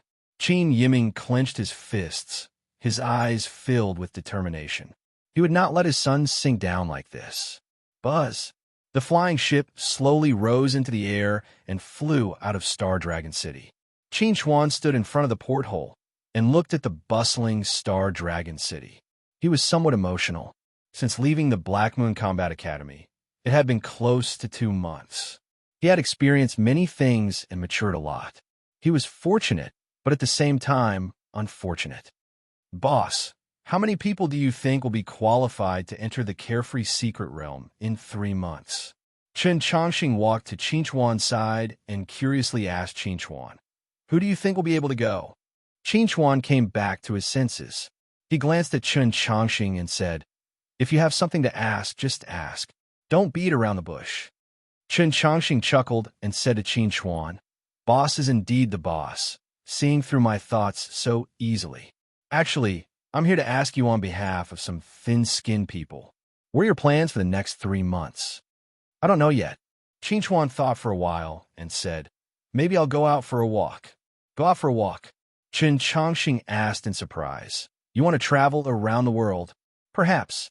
Qin Xuan looked calmly at the Star Dragon City that was gradually disappearing from the window. He said softly, "I have seen the prosperity of this world and the cruelty of this world. There is no reason for me to stay in this corner of the world." With Qin Xuan's current situation, he might not be able to learn anything if he continued to stay in the Black Moon Combat Academy. It would be better for him to travel outside and broaden his horizons. Chen Chongqing scratched his head and asked, "Boss, are you planning to go on your own?" "The journey is long, and my sword is my only companion." Qin Xuan smiled and said to Chen Chongqing, "Everyone has their own path to walk. There is no need to compromise yourself and accommodate others." Chen Chongqing understood. He grinned at Qin Xuan and said, "Boss, I understand." In the next 2 days, Qin Xuan did not appear in the public area of the spacecraft. Instead, he locked himself in his room and focused on cultivating the thunder-devouring art and the dragonization art. Knock, knock, knock. A series of knocks on the door woke up Qin Xuan from his cultivation. He slowly opened his eyes and looked in the direction of the door. He said, "Please come in." As Qin Xuan's voice fell, the door was pushed open from the outside. Lu Zi stood at the door and looked at Qin Xuan, who was sitting cross-legged on the bed. She said, "We will arrive at the Elven City in 10 minutes. I am here to inform you." Qin Xuan smiled when he heard this. He said, "Time really flies. I didn't expect that we would have already returned to the Elven City." Yes, Lu Zi was also somewhat emotional. Time really flies. Qin Chuan stood up from the bed and said to Lu Zi, "Accompany me for a walk outside." Lu Zi looked at Qin Chuan with some surprise. She did not expect Qin Chuan to invite her for a walk outside. Perhaps he had something to say to her. Qin Chuan and Lu Zi walked side by side in the quiet corridor. Qin Chuan looked ahead and asked Lu Zi, "The person who asked Chen Chongqing to ask me about my future plans that day should be you, right?" Lu Zi nodded gently when she heard Qin Chuan's words. She was indeed the one who asked Chen Chongqing to ask Qin Chuan about his future plans that day. "I understand your intentions, but I don't want you to accommodate me too much." Qin Chuan turned to Lu Zi and said to Lu Zi very seriously, "You should have your own dreams and things that you want to accomplish. If you spend all your thoughts on me, you will gradually lose yourself." Lu Zi lowered her head and did not move forward. After a while, she looked up at Qin Chuan again and asked seriously, "Do you like me?" Qin Chuan did not know how to answer Lu Zi's sudden question. When she saw Qin Chuan fall silent, LVZ's charming face revealed a wisp of a bitter smile, and she said in a low voice, "I understand your answer." With that, Lu Zi took 2 steps forward and walked past Qin Chuan. With her back facing Qin Chuan, she said in a hoarse voice, "Thank you, Qin Chuan." Qin Chuan stood in place and watched Lu Zi's figure disappear into the corridor. He lowered his head and looked at the tears on the floor. He could not help but reveal a complicated expression. "That girl is crying so sadly. Don't you plan to go after her and comfort her?" Ningya's figure appeared behind Qin Chuan at some point. She looked at Qin Chuan with interest and teased, "Since you don't like her, why did you live with her in the first place? You made all the teachers and students in the school think that the two of you have an ambiguous relationship." Qin Chuan turned around and looked at Ningya helplessly. He asked, "Teacher, don't make fun of me at this time." "All right then, let's get down to business." Ningya looked at Qin Chuan with a serious expression. "Do you plan to return to the school to rest before leaving? Or do you plan to leave as soon as you land?" "I'll leave as soon as I land." Qin Chuan thought for a moment and answered truthfully. He knew that there were many people in the school waiting for him to return. There was a grand celebration waiting for him. However, he had no interest in these things at the moment. The only thing on his mind was how to improve his strength as soon as possible. Ningya looked as if she had expected this. She sighed softly and said, "It seems that I shouldn't have told you about that matter so early. You rejected Lu Zi's feelings because you were worried that you would implicate her." Qin Chuan did not answer Ningya's question. There were some things that did not need to be explained too clearly. Chapter 354.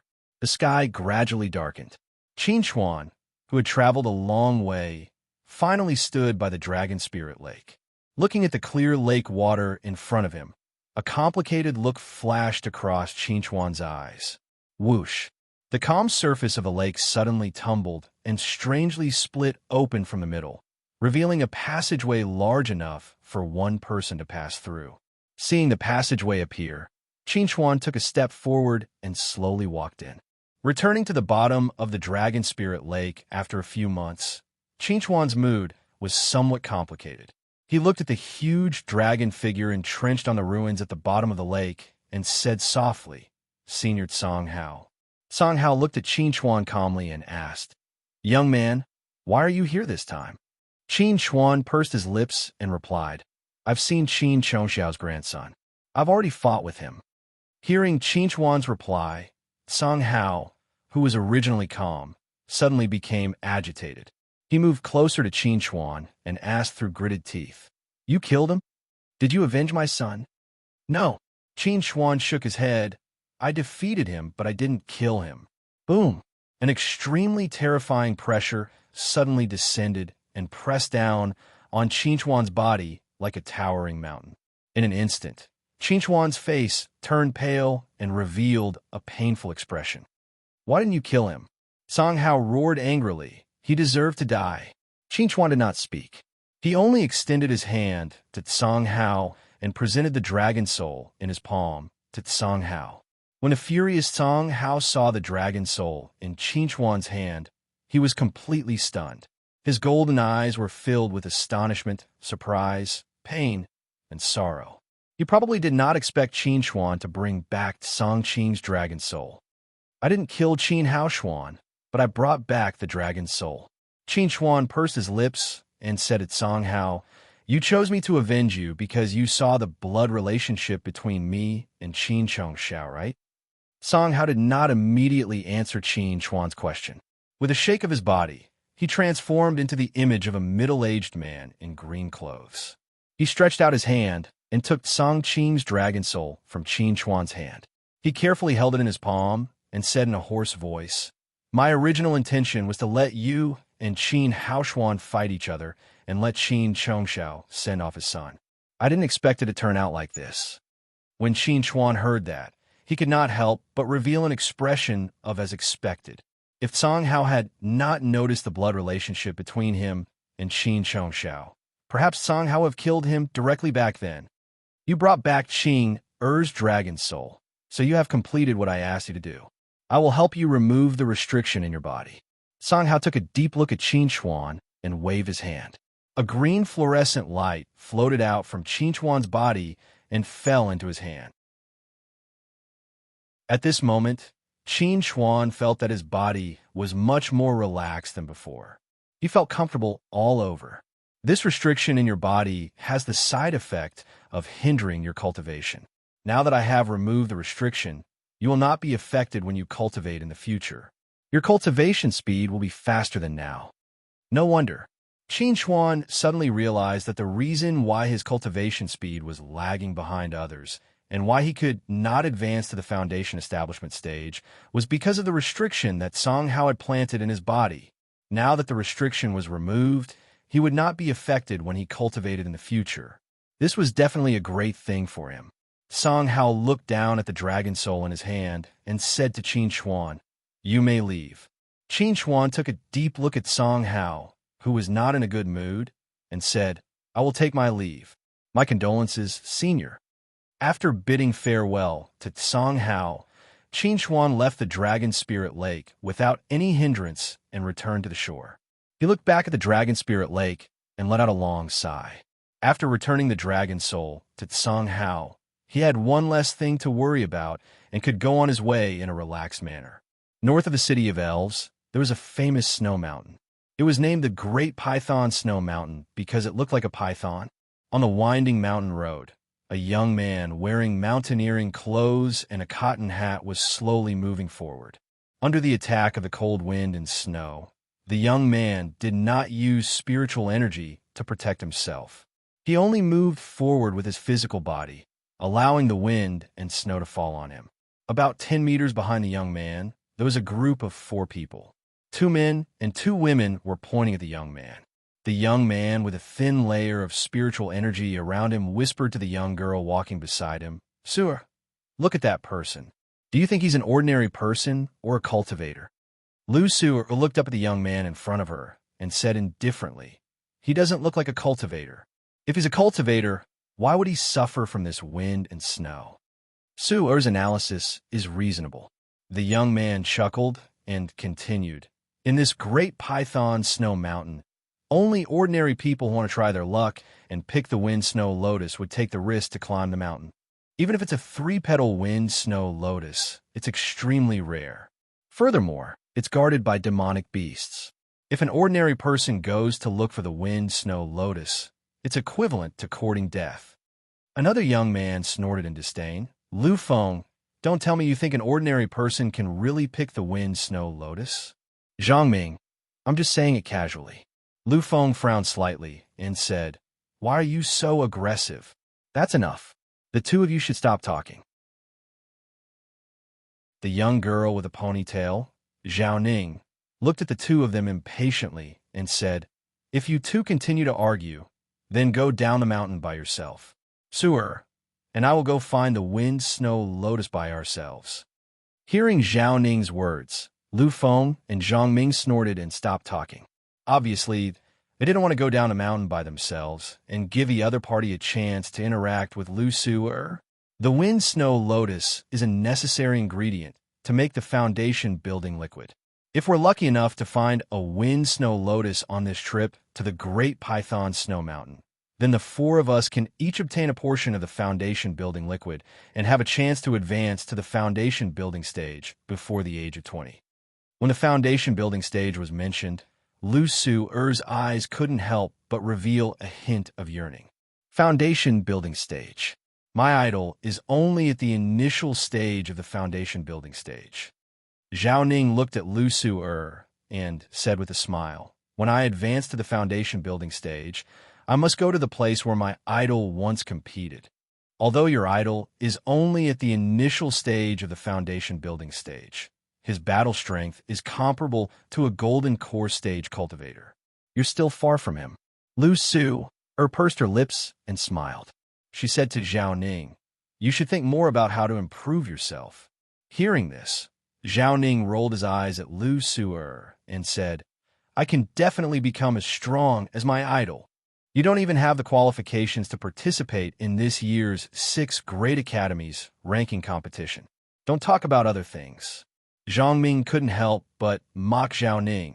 Compared to the 6 Great Academies, our 10 Great Academies are far inferior. If you really have the ability to become that kind of person, then you should enter the 6 Great Academies. Chapter 355. Zhang Ming, what do you mean by that? Zhao Ning was immediately enraged. Like an enraged lion cub, he bared his fangs and brandished his claws at Zhang Ming. Since your mouth is so powerful, why don't you represent our Huadong University in the challenge competition? Zhang Ming sneered. Compared to Senior Gao, I am still far behind. I know my own limits. Zhang Ming's words were clearly implying that Zhao Ning was overestimating his own capabilities. That's enough. The two of you should stop arguing. Lu Su-er glanced at Zhang Ming helplessly and said, Zhang Ming, you should stop arguing. Seeing Lu Su-er's appearance, Zhang Ming snorted coldly and no longer mocked Zhao Ning. However, Zhao Ning was still somewhat angry, but he was stopped by Lu Su-er. Whoosh! The wind whistled. The wind on the snowy mountain was stronger than before. Lu Su-er and the others had no choice but to strengthen their spiritual energy shield. With their vision obstructed, they moved forward with difficulty. When they saw a cave and a mountain wall in front of them, Lu Feng immediately said to everyone, let's go ahead and take shelter from the wind. It's too dangerous to force our way forward in this situation. The consumption of spiritual energy is too great. Everyone also felt that it was a difficult task to move forward in such a heavy snowstorm, so they hurriedly walked towards the cave in front. Lu Feng took the lead and walked into the cave. When he saw the burning furnace in the cave, he was stunned for a moment. Then he turned his gaze towards a young man sitting beside the furnace and warming himself. The youth facing Lu Feng's astonished gaze smiled and said, this furnace was originally here. It should have been left behind by kind-hearted people for future generations to warm themselves with. You can use it as you wish. Hearing the youth's explanation, Lu Feng chuckled. He also walked to the furnace and sat down. Then, he casually threw a burning block on the ground into the furnace. Rubbing his hands, he began to warm himself. At this moment, Lu Su-er and the other two also walked in. When they saw the youth sitting next to the furnace, they were somewhat surprised. Zhang Ming even laughed and said, previously, you were always in front of us. I thought you weren't afraid of the wind and snow and would keep moving forward. I didn't expect to meet you here. You're just an ordinary person. Why would you come here to suffer? Don't tell me you're really here for Feng Shuilian. You're really seeking your own death. Hearing Zhang Ming's words, Lu Feng, who was the first to enter, could not help but say, Zhang Ming, no one will think you're mute if you don't speak. The young man only smiled and didn't say anything, as if he didn't care about what Zhang Ming said. After being scolded by Lu Feng, Zhang Ming didn't say anything. He leaned against the stove and sat down. He even thoughtfully prepared a cushion for Lu Su-er. As for Zhao Ning, he didn't receive such treatment. Everyone sat around the stove and quickly warmed up their bodies. The youth who had warmed up first walked to the inner part of the cave and sat down against the wall, as if preparing to sleep. At this moment, the sound of a baby's laughter came from outside the cave. Hearing this voice, no one in the cave had any reaction at first. However, in the next moment, Lu Su seemed to have thought of something. Her face could not help but reveal a look of pleasant surprise. She looked at everyone and said somewhat hurriedly, "I've read some records about the Great Python Snow Mountain and the Snow Lotus. Every snow lotus has a snow demon guarding it. When the snow lotus matures, the snow demon will let out a baby-like laughter out of joy." What you're saying is that there is a snow lotus maturing near this cave. Zhang Ming's gaze was somewhat heated as he looked at Lu Su-er. They had painstakingly traveled thousands of miles to come here for the snow lotus. If there really was a snow lotus maturing nearby, then it would definitely be a great thing for them.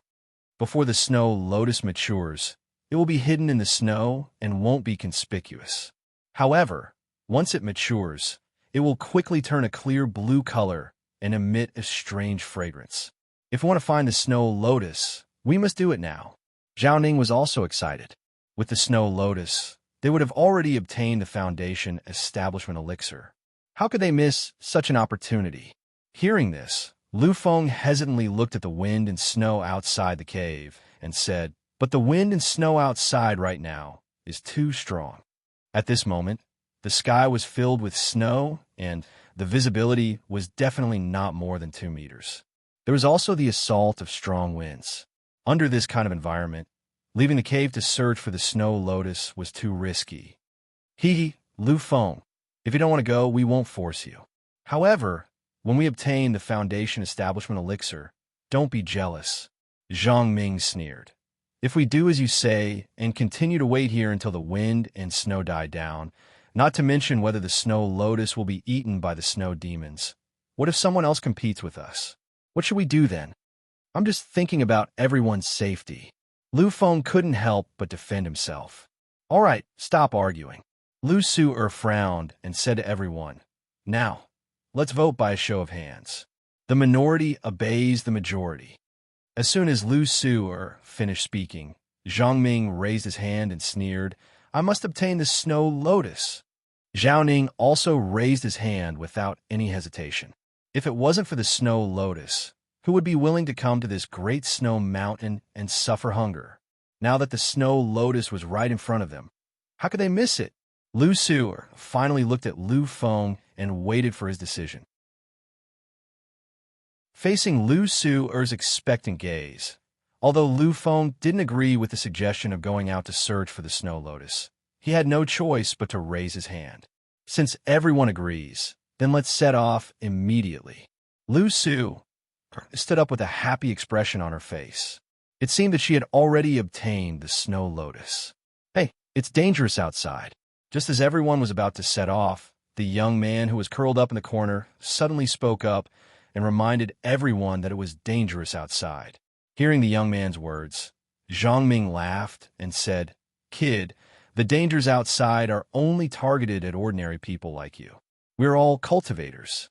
Moreover, we are all cultivators at the 13th layer of the Qi refining realm. Do you know how strong cultivators are?" Lu Feng wanted to say something, but hesitated. He also agreed with the young man's words and felt that it was indeed dangerous to go out now. However, it wasn't appropriate for him to say these words. He could only hope that his companions would listen to his advice and give up on their previous decision.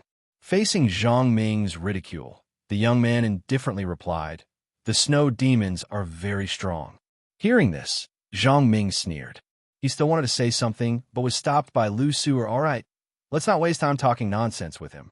He won't understand the value of the snow lotus. Let's go." After saying that, everyone walked out of the cave. Their figures quickly disappeared into the wind and snow. As for the young man who stayed in the cave, he adjusted his sitting posture and tightened the hat on his head, preparing to sleep. Chapter 356. On the Great Python Snow Mountain, the wind whistled and snowflakes danced in the sky. In this situation where everything was white, Lu Su-er's group of 4 walked with difficulty on the mountain road. They advanced according to the route provided by the radar. Lu Su walked in the middle of the group and tried her best to put the radar in front of her eyes. She looked at the route provided by the radar and said to everyone, "We can only go east now." According to the radar, there are only traces of snow demon activity in the east. If there is a mature snow lotus nearby, it must be in the east. At this moment, Zhang Ming, who was walking at the front of the group, asked loudly, "Which way is east?" In Zhang Ming's eyes, the world was completely white. He couldn't see anything, not to mention north, south, east, west. He couldn't even tell up, down, left, and right. Lu Su raised her head and looked ahead. She could only see a vague shadow. She took 2 steps forward and handed the radar to Zhang Ming.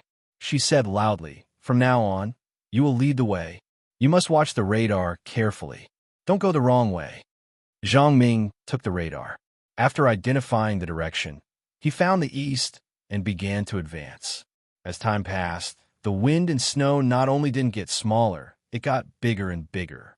Under the impact of the wind and snow, everyone's spiritual energy shields even showed signs of breaking. "This won't do. We can't continue forward." Lu Feng looked at his spiritual energy shield that was almost invisible and said loudly to everyone, "My shield is about to break. What about you guys?" Hearing Lu Feng shout, everyone subconsciously glanced at the spiritual energy shields around them. At this moment, they were shocked to discover that the spiritual energy shield around them had become extremely weak, as if they would shatter at the slightest touch. Unknowingly, more than half of the spiritual energy in their bodies had been consumed. "I don't have much spiritual energy left," Lu Suer shouted to everyone with an ugly expression. "If we continue forward, even if we find the snow demon, we won't have any spiritual energy left to fight." What Lu Su said was indeed a very serious problem. They had consumed too much spiritual energy on the way. In addition to the interference of the wind and snow, their combat strength was already less than 10%. Even if they found the snow lotus, it would be useless. They couldn't fight against the snow demon guarding the snow lotus. "We can't just let this go." Zhang Ming was a little unwilling.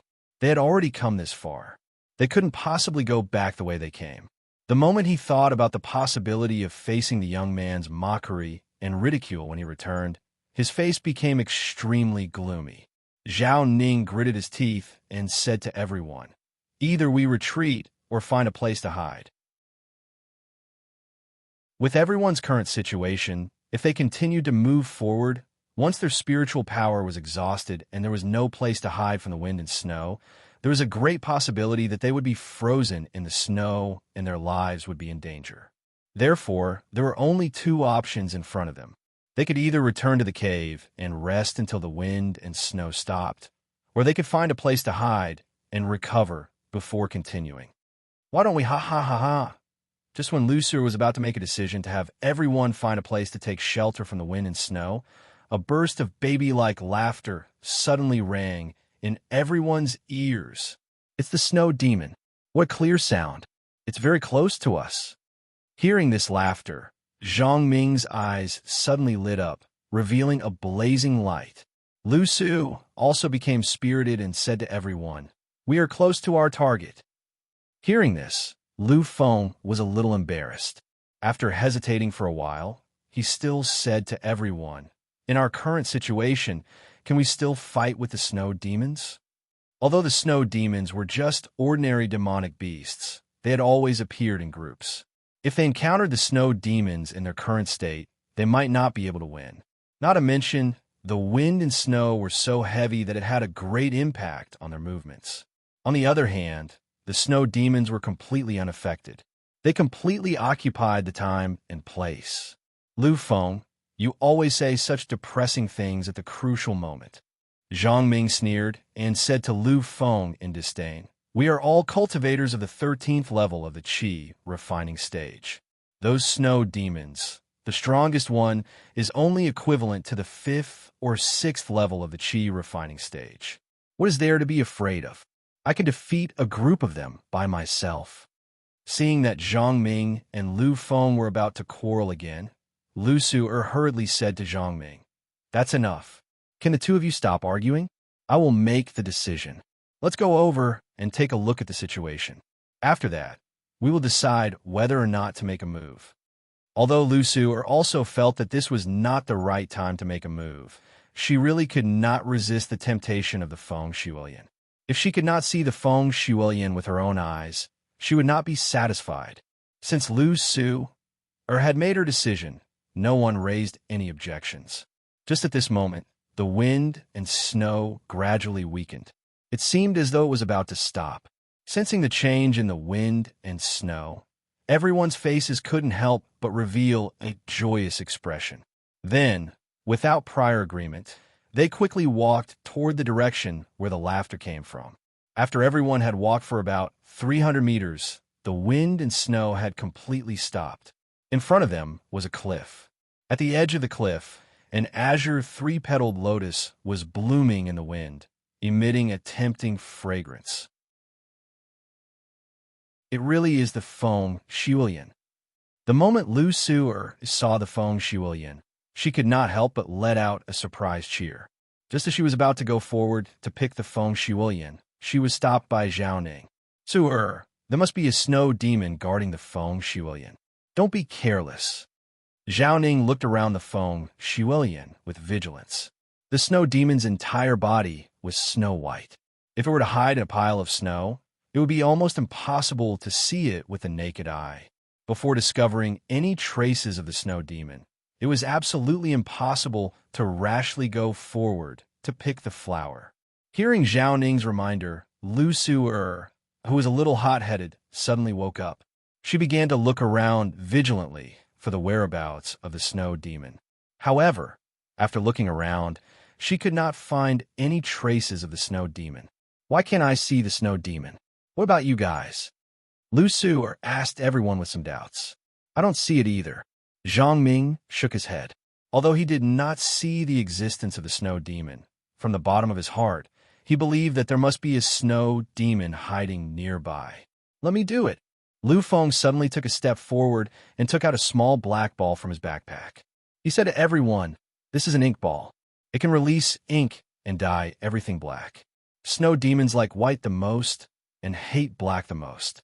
As long as I throw the ink ball out and sprinkle ink around here, the snow demon will definitely have nowhere to hide." Chapter 357.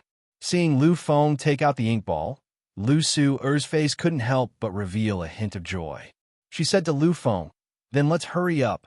Once they found the snow demons and dealt with them, they would be able to take the snow wind lotus and return to find a pharmacist to concoct the foundation-building liquid. Even Zhang Ming, who had always disliked Lu Feng, couldn't help but curl his lips at this moment. He said, "I couldn't tell, but you're still somewhat useful." Lu Feng ignored Zhang Ming's sarcastic remarks. He activated the ink ball and threw it directly into the open space in front of him. When the ink ball landed on the ground, it started to spin on the spot and started to spray ink in all directions. When the ink dyed the snow black and started to spread in all directions, several snow-white monkey-like creatures suddenly jumped out from the snow. They were the snow demons. They really appeared. Seeing the appearance of the snow demons, Zhao Ning was very happy and clapped his hands. These snow demons didn't seem to be very strong. They should be able to deal with them easily. Not only was Zhao Ning happy, Lu Feng, Lu Su and Zhang Ming were also very happy. Now that the biggest problem of finding the snow demons had been solved, the rest of the matter would be much simpler. A total of 6 snow demons. Lu Feng looked around and said, "As long as we deal with these 6 snow demons, we can be at ease and harvest the snow wind lotus." At this moment, Lu Su had already taken out the mechanical box that was specially used to store the snow wind lotus. She was ready to harvest the snow wind lotus. It's only 6 snow demons. I alone am enough to deal with them. Zhang Ming laughed out loud. Runes suddenly lit up on his body. With the support of the Herculean Strength rune and Seraphic Speed rune, he quickly rushed towards the flustered and exasperated snow demons that were constantly jumping about on the dark snowy ground. With a swing of his blade, a snow demon was knocked down to the ground and wailed in pain. Just as Zhang Ming had said, the 6 snow demons could not even withstand a single blow from him. In just a few moments, he had easily taken care of them, and their blood splattered everywhere. Seeing that Zhang Ming had dealt with the 6 snow demons, Lu Su'er could no longer contain her excitement. She hugged the mechanical box and walked towards the wind snow lotus at the edge of the cliff. The closer she got to the wind snow lotus, the more excited she became. Breathing in the fragrance of the wind snow lotus, she slowly squatted beside the wind snow lotus. She stretched out her trembling hand and was about to pluck the wind snow lotus. At that moment, a furry paw suddenly stretched out from the bottom of the cliff. When Lu Su'er saw the furry paw, she couldn't help but be stunned. In the next instant, her face revealed a trace of fear. A gigantic snow demon slowly climbed up from the bottom of the cliff. When the 2-meter-tall snow demon appeared at the edge of the cliff, everyone was shocked. It was their first time seeing such a huge snow demon. Su'er run. Zhao Ning was the first to react. He quickly shouted for Lu Su'er to run for her life. Hearing Zhao Ning's reminder, Lu Su'er finally regained her senses. She quickly turned around and ran towards the direction where everyone was. At the same time, when the snow demon saw the corpses of the snow demons lying on the ground, it immediately roared angrily. It raised its furry paw and slapped Lu Su'er's body. Bang! Lu Su'er's back was severely injured. Her face immediately turned pale, and she spat out a mouthful of blood. She fell forward and fell onto the snowy ground. At that moment, it was still some distance away from everyone. This snow demon is definitely not a demonic beast. It's a demon general. Zhang Ming looked at the gigantic snow demon in front of him with an extremely frightened expression. His entire body trembled uncontrollably. With their strength, if they encountered a demon general snow demon, they would definitely die. While Zhang Ming was retreating in fear, Lu Feng and Zhao Ning had already run to Lu Su'er's side. They helped Lu Su'er up from the ground. Seeing Lu Su'er's pale face, Lu Feng asked with great concern, "How are you?" Hearing this, Lu Su'er shook her head and said very weakly, "Run." Hearing Lu Su'er's words, Lu Feng also understood that now was not the time to ask about this. Running for their lives was the most important thing. However, at that moment, the snow demon's figure had already appeared in front of them and blocked their path. Seeing the snow demon blocking in front of them, Lu Feng and Zhao Ning's faces could not help but reveal a trace of fear. With their strength, they were definitely no match for the snow demon. Now, their only hope was Zhang Ming. As long as Zhang Ming could attack the snow demon and attract its attention, they would have a chance to escape. However, when they looked at Zhang Ming expectantly, all they saw was a figure turning around and running away. Zhang Ming had abandoned them and escaped. Seeing this scene, Lu Feng, Zhao Ning, and Lu Su'er could not help but feel despair. "Let's retreat." At this moment, Lu Feng suddenly made a decision. He quickly pulled Lu Su'er and Zhao Ning back to the edge of the cliff and stood beside Feng Shuilian. He placed his hand beside Feng Shuilian, wanting to use Feng Shuilian to threaten the snow demon. "Your companions were not killed by us. They were killed by the person who escaped just now." Lu Feng shouted at the snow demon, "If you want revenge, go find that person. If you want to kill us, then we will destroy this Feng Shuilian." Hearing Lu Feng shout, Lu Su'er and Zhao Ning's faces could not help but reveal a trace of hope. At this time, they no longer had a way out. They could only use Feng Shuilian as a threat. As for those dead snow demons, they were killed by Zhang Ming. If Zhang Ming was still here, they naturally would not say such words to betray their friends. However, Zhang Ming had betrayed them first. Now, in order to save their lives, they had no choice but to use this method. As for whether the snow demon could understand them or not, it was not within the scope of everyone's consideration. Since the snow demon had already advanced to a demon general, its intelligence must have increased greatly. It would definitely be able to understand them. If the snow demon insisted on killing them, then they could only jump off the cliff with Feng Shuilian. Roar! In the face of Lu Feng's threat, the snow demon let out an angry roar. Obviously, the snow demon was not the kind of person who would submit easily. When Lu Feng saw the snow demon take a step forward, he could not help but reveal a trace of anger on his face. He shouted, "If you take another step forward, I will destroy Feng Shuelian." However, the snow demon did not care. It did not take Lu Feng's threat to heart at all and walked straight to the edge of the cliff. Seeing this scene, everyone's hearts were in complete despair. Facing a demon general who was completely unthreatened, they really had no way to deal with it. Patter. Just when everyone thought that death was at hand, a fist-sized rock suddenly fell from the sky and smashed into the snow demon's head, shattering it. Roar. The snow demon let out an angry roar. It turned around and looked fiercely in the direction of the flying rock. Chapter 358. A young man was lying lazily on a protruding rock. His eyes were calm as he looked at the enraged snow demon. He said calmly, "Big guy, if you have a grudge, then you have a grudge. Why do you have to make things difficult for them?" Roar. The snow demon roared angrily. It did not listen to the young man's advice at all. At this moment, Lu Feng and the other two who were standing by the cliff were stunned when they saw the young man's figure. They had thought that the person who had attracted the snow demon's attention at this critical moment was Zhang Ming, who had returned. They did not expect it to be the young man they had seen in the cave. Seeing that the young man had attracted the snow demon's attention, the group did not relax at all. How could a weak and ordinary young man be a match for the snow demon? "This is a demon general," Zhao Ning shouted at the young man. "You should leave now." Although Zhao Ning wanted to live, this did not mean that she was willing to see others lose their lives for nothing. Ordinary people like the young man, even if there were 100 of them, would not be a match for the snow demon.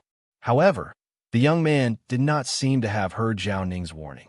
He sat up on the rock and hooked his finger at the snow demon in a provocative manner. "Big guy, I'll call you. Do you dare to answer?" Hearing the young man's words, the snow demon was completely enraged. It had lived for so long, but this was the first time it had seen such an arrogant human. The snow demon roared angrily and rushed towards the young man. It raised its arm high and brazenly slapped down on the young man's head. Lu Feng and the others could not bear to see this. They closed their eyes. They did not want to see the scene of the young man being slapped to death by the snow demon. However, even after waiting for a long time with their eyes closed, they did not hear the young man's cries. Zhao Ning opened her eyes suspiciously. However, she saw a scene that she would never forget for the rest of her life. The young man used his white hand to firmly grab the snow demon's huge claw. Then, he violently flipped the snow demon onto the ground. Thud! The snow demon's huge body fell to the ground with a dull thud. It roared angrily, but could not break free from the young man's suppression. "Little guy, your cultivation is not easy. Although a few of your descendants have died, you can still reproduce in the future. Are you sure you want to fight me here?" The young man looked at the snow demon helplessly. "I'll ask you one last time. Are you leaving or not?" In the face of the young man's threat, the snow demon's angry roar gradually weakened. He stared at the young man with his bell-like eyes. After a moment, he actually let out a whimper and begged for mercy. When they saw this scene, Lu Feng and the others were completely stunned. That insufferably powerful General Snow was actually begging for mercy from this young man. When he saw the snow demon begging for mercy, the young man patted the snow demon's head lightly and said, "You should have done this earlier. Leave." With that, the young man stood up and walked towards the edge of the cliff. Just as the young man turned around, the snow demon's pleading expression turned into a sinister and vicious one. He raised his claws silently and slammed them towards the young man's head. At the edge of the cliff, Lu Feng and the other two could not help but exclaim when they saw this scene. "Be careful!" Bang! Blood splattered everywhere, and the snow demon's head instantly exploded. The claws that were raised high in the air also fell powerlessly to the ground. With a plop, his huge body fell to the ground once again. However, this time, he would never have the chance to stand up again. The young man turned around and looked at the snow demon's corpse with a complicated expression. He gently shook his head and said, "Why did you have to do this?" When they saw the young man kill the snow demon with a raise of his hand, Lu Feng and the others were completely stunned. At this moment, even if they were slow to react, they should have understood that this young man was no ordinary person. He was a cultivator just like them. In fact, his cultivation level far surpassed theirs. The young man looked at the three stunned people and sighed. The snow wind lotus can help the snow demon advance. After eating it once, eating it again is useless. This snow wind lotus was prepared by this snow demon for its children. Now that all of its children are dead, this snow wind lotus is naturally useless to it. It is also because of this that it doesn't care about your threats and wants to kill you. When he heard the young man's explanation, Zhao Ning was slightly stunned. He then said to the young man, "Thank you for saving my life. There's no need to thank me." The young man chuckled and pointed at the snow wind lotus at the edge of the cliff. He said, "I've been going back and forth to the Great Python's snow mountain for the past few days to wait for this snow wind lotus to mature. Tell me, who does this snow wind lotus belong to now?" When they heard this, everyone revealed a troubled expression. They had come to the Great Python's snow mountain for the snow wind lotus. Now that the snow wind lotus was right in front of them, if they missed it, it would be very difficult for them to encounter it again. However, if the young man had not saved them, they would probably be dead by now. It was not right for them to fight over the snow wind lotus with their savior. Moreover, even if they joined forces, they might not be a match for the young man. The snow wind lotus is obviously ours. At this moment, Zhang Ming's figure suddenly appeared behind the young man. His eyes were burning with greed as he looked at the snow wind lotus. He said loudly, "We were the first to discover the snow wind lotus. Of course, it's ours." When he saw Zhang Ming return, Lu Feng could not help but angrily say to Zhang Ming, "When we were in danger earlier, you refused to save us. You turned around and ran. Now that the danger has been dealt with, you jump out and want to fight over the snow wind lotus with our savior. Zhang Ming, you're really shameless." Even Lu Su-er, who wanted the snow wind lotus the most, felt that Zhang Ming's words were inappropriate. No matter what, the young man was their savior. Moreover, the young man had said that he had discovered the snow wind lotus long ago and had been waiting for it to mature. Previously, when they were in the cave, the young man had warned them that there would be danger. It was obvious that he already knew about the existence of the demon General Snow. It could be seen that the young man was not lying. "I wasn't running away at that time. I was thinking of a way to save you." Zhang Ming was despised by Lu Feng. He could not help but defend himself. "You also know that even if I had stayed back at that time, it would have been useless. Then, have you thought of a way?" Zhao Ning sneered. She looked at Zhang Ming with disdain. This was the first time she had seen someone who could quibble like him. "Of course, I've thought of a way. However, the demon General Snow has been dealt with. Naturally, my method is useless." Zhang Ming spoke with confidence. The few of them were angry and wanted to laugh at the same time. They could not help but look at the young man. They wanted to see what the young man was going to say. However, just when everyone thought that the young man would angrily scold Zhang Ming, the young man slowly took a step back and said to Zhang Ming, "If you want it, then go ahead and take it." Chapter 359. When the youth stepped aside, everyone's face revealed a surprised expression. Even Zhang Ming didn't think that the youth would actually step aside. Not only did the youth step aside, he also said to Lu Feng and the other two who were standing beside the Feng Shiwilian, "You guys step aside too. The Feng Shiwilian is his." Lu Feng and the other two had doubts about the youth's decision. However, in the end, they still listened to the youth's words. They left the cliff and walked to the youth's side. On the other side, even though Zhang Ming had some doubts in his heart, he couldn't care less about the Feng Shiwilian that was within his reach. No matter what the youth's plan was, the most important thing was to obtain the Feng Shiwilian. "Haha, it's so easy to obtain." Zhang Ming laughed loudly and was extremely proud, With the feng shuiyan, it's equivalent to having the foundation building elixir. The foundation establishment realm is just around the corner. Seeing the ecstatic Zhang Ming dashing to the cliff to pick the feng shuiyan, Lu Su couldn't help but glance at the youth. She wanted to say something, but hesitated. She really couldn't understand the youth in front of her. If he didn't want a feng shuiyan, he could have given it to them. Why did he have to give it to Zhang Ming? Lu Feng was also very puzzled. However, he decided to listen to the youth's words. As for the foundation-building elixir, at worst, they could think of other ways. However, Zhao Ning was extremely unhappy. She couldn't stand Zhang Ming's smug face the most. When the joyful Zhang Ming ran to the cliff and was about to pick the feng shuiyan, a tall figure suddenly appeared from the bottom of the cliff. It was actually another snow demon with a huge body.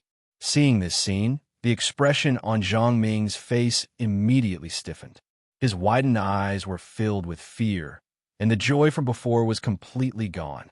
Lu Feng and the other two were also stunned by the sudden appearance of the Snow Demon General. If it wasn't for the corpse of the Snow Demon General lying in front of them, they would have thought that it was an illusion. This Snow Demon General was originally a male and a female. Otherwise, where would these offspring come from? The youth indifferently glanced at the Snow Demon General and said, "This newcomer is female." When he heard the young man's words, Lu Feng couldn't help but turn to look at the young man and ask, "You knew that there was a Demon General Snow here, so you got Zhang Ming to pick the Snow Wind Lotus?" I've said it before. I've been observing this place for a long time. Naturally, I know that the Snow Demon Generals are a male and a female. Didn't your friend think of a way to deal with the Snow Demon Generals? I could try it on this Demon General Snow. The young man spoke calmly, as if he had no intention of saving Zhang Ming. At this moment, Zhang Ming had recovered from his initial shock. He turned around and ran towards the others. However, General Snow did not give him a chance to escape. He stretched out his claws and pressed him to the ground. Zhang Ming lay on the ground and looked at everyone with fear in his eyes. He shouted in despair, "Save me! Save me!" Faced with Zhang Ming's request for help, Lu Su subconsciously turned her gaze to the young man. She hoped that the young man would be able to save Zhang Ming. However, faced with Lu Su's pleading gaze, the young man's expression was extremely cold. He coldly said, "Give me a reason to save him." When she heard the young man's words, Lu Su opened her mouth but was unable to say anything. This was because the young man really did not have a reason to save Zhang Ming. If it wasn't for Zhang Ming's greed, he wouldn't have been targeted by General Snow in the first place. Bang! At this moment, General Snow raised his claws high up and fiercely slapped Zhang Ming's back. Following a muffled sound, Zhang Ming spat out a mouthful of blood. His facial features were twisted together due to the intense pain. He looked extremely miserable. When they saw Zhang Ming's miserable state, everyone felt sorry for him. However, they were no match for General Snow, so they could only watch helplessly. Just as Demon General Snow was about to attack again and kill Zhang Ming, a bolt of lightning suddenly fell from the sky and struck Demon General Snow's head. Demon General Snow was killed on the spot, which shocked everyone. "I've saved you this time. I hope that you won't bite the hand that feeds you next time." The young man's eyes were indifferent as he glanced at Zhang Ming, who was lying on the ground with an expression of relief on his face. He then raised his foot and walked towards feng shuiyan, who was at the edge of the cliff. When they heard the young man's words, Lu Feng and the others finally understood. The bolt of lightning that fell from the sky must have come from the young man's hand. It was obvious that the young man did not intend for General Snow to kill Zhang Ming. He only wanted to punish Zhang Ming. Zhang Ming lay on the ground and watched as the young man walked past him. His eyes were filled with terror, and his previous greed had completely disappeared. The young man squatted next to feng shuiyan. He then carefully took out a beautiful bottle from his backpack and placed the feng shuiyan and a pile of snow into the bottle. Looking at the beautiful, blooming feng shuiyan in the bottle, the young man smiled and said, "This is a pretty good birthday present." As he spoke, the young man stood up and said to Lu Feng and the others, "The matter here is over. Let's part ways here." "Wait, Zhao Ning suddenly called out to the young man. Her eyes were filled with anticipation and nervousness as she looked at the young man and asked, "What's your name?" Hearing this, the young man chuckled and said, "My name is not important." After saying this, the young man turned around and walked down the mountain. Zhao Ning stood there in a daze as she watched the young man's figure disappear into the distance. Even though he could no longer be seen, she still did not retract her gaze. "What are you looking at?" Lu Suer saw Zhao Ning's expression and asked, "Don't tell me you're tempted." "No. Didn't you think that he looked particularly familiar just now?" Zhao Ning looked at Lu Suer with a complicated expression and said, "The bolt of lightning that fell from the sky, the elegant figure, the outstanding strength, they all look too similar." Hearing Zhao Ning's words, Lu Feng was stunned for a moment. Then, he said with some astonishment, "Don't tell me that this person is Qin Xuan." "He is Qin Xuan." Zhao Ning's tone was very certain as he said to everyone, "I'm sure of it." Qin Xuan was Zhao Ning's idol. During this period of time, she had watched Qin Xuan's matches in the 6 Great Academies ranking competition over and over again. It could be said that she had long memorized Qin Xuan's appearance in her mind. At first, she did not recognize him because Qin Xuan had wrapped himself up too tightly and the light in the cave was too dark. Now that Qin Xuan had made a move, coupled with close observation, Zhao Ning was certain that she had not seen wrongly. Hearing Zhao Ning's words, Lu Feng and Lu Su could not help but exclaim. Since Zhao Ning said so, that young man must be Qin Xuan. Who would have thought that they would actually meet the famous new champion of the 6 Great Academies ranking competition, the MVP? When Zhang Ming, who was lying on the ground, heard everyone's words, his pale face could not help but reveal a hint of resentment.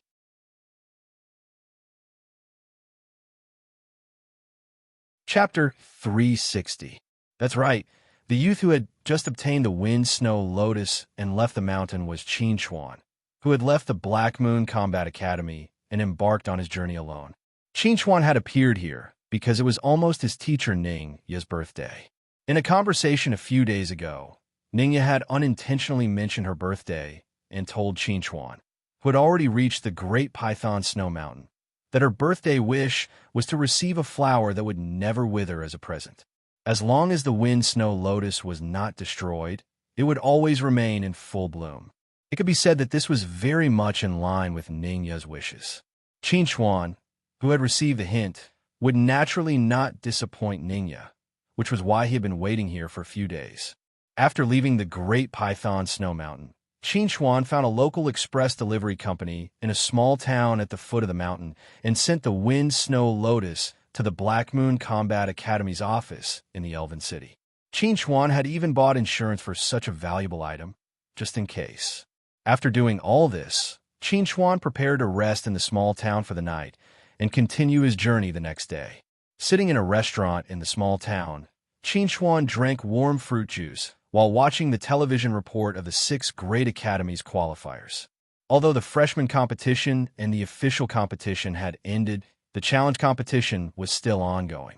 The top 10 academies would decide the champion and runner-up in the challenge competition and then challenge the bottom 2 academies of the 6 Great Academies. If they won, they would replace the loser and become one of the 6 Great Academies.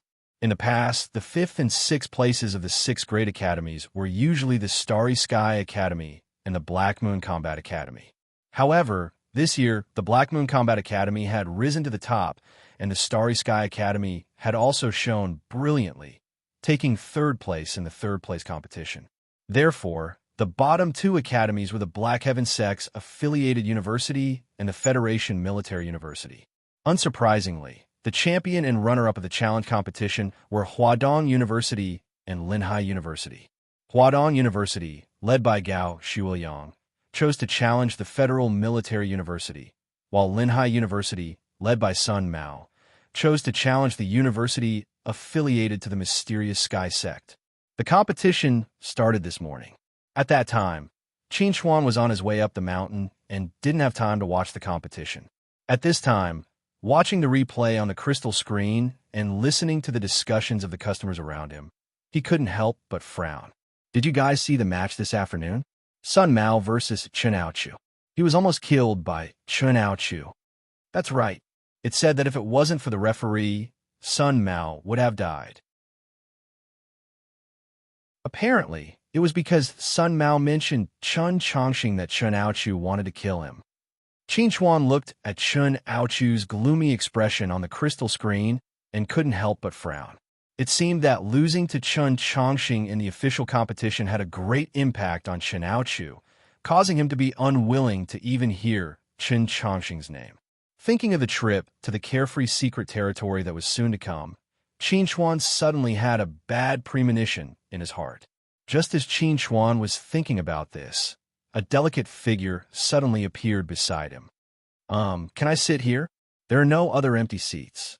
Hearing this, Qin Chuan raised his eyes to look at the girl who spoke and was slightly stunned. He didn't expect to meet Zhao Ning here again. After looking around and confirming that there were no empty seats, Qin Chuan calmly said to Zhao Ning, "Sit." "Thank you." Zhao Ning sat down on the chair beside Qin Chuan and said to Qin Chuan, "Su Er and Zhang Ming were injured. We sent them to the hospital for treatment. Lu Feng is taking care of them in the hospital. I came out to buy food for them. This has nothing to do with me." Qin Chuan drank a mouthful of fruit juice. He wasn't interested in Zhao Ning's matters. Seeing that Qin Chuan wasn't interested in these matters, Zhao Ning changed the topic and excitedly said to Qin Chuan, "We're all freshmen at Huadong University. We've all watched the 6th grade academy's ranking competition. You're my idol. I especially admire you."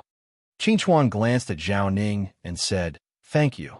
Qin Chuan didn't suspect that Zhao Ning's words were false. This was because Zhao Ning had clearly recognized him on the snowy mountain. If Zhao Ning wasn't familiar with him, he wouldn't have been able to recognize him under those circumstances. "I've always wanted to become someone like you.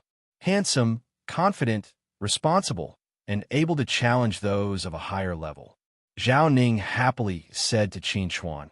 "At that time, I was very regretful that I wasn't able to see you at the scene. Later, I saw the news report that you didn't return to the Black Moon Combat Academy. I was curious where you went, but I didn't expect to see you here in the blink of an eye. Where are you going?" Zhao Ning directly asked Qin Chuan about his destination. Although it was a little inappropriate, Qin Chuan didn't mind. He simply replied, "I'm going to see a friend of mine and give him a surprise." Originally, Wang Bo should have been able to watch all the matches in Star Dragon City before leaving. However, because of the sudden battle at the Eastern Mountain front line, Wang Bo had received an emergency notice and had to leave early. He didn't even have the time to inform Qin Chuan. He had only sent an email. After winning the championship, Qin Chuan had sent Wang Bo an email and called him, but he hadn't been able to contact him.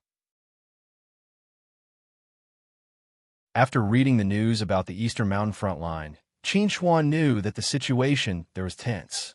He decided to go to the Eastern Mountain front line and visit Wang Bo in the barracks. "It's a blessing to be able to be your friend," Zhao Ning said to Qin Chuan enviously. "I also want to be your friend." When Qin Chuan heard this, he didn't know what to say. It was easy to become his friend, but it was also very difficult. Zhao Ning also felt that she had said too much. She stuck her tongue out at Qin Chuan and said, "Well, the food I ordered is almost ready. I'll be leaving first. Goodbye." Qin Chuan waved at Zhao Ning and watched her walk to the front desk. She took the food in the lunchbox and left the restaurant.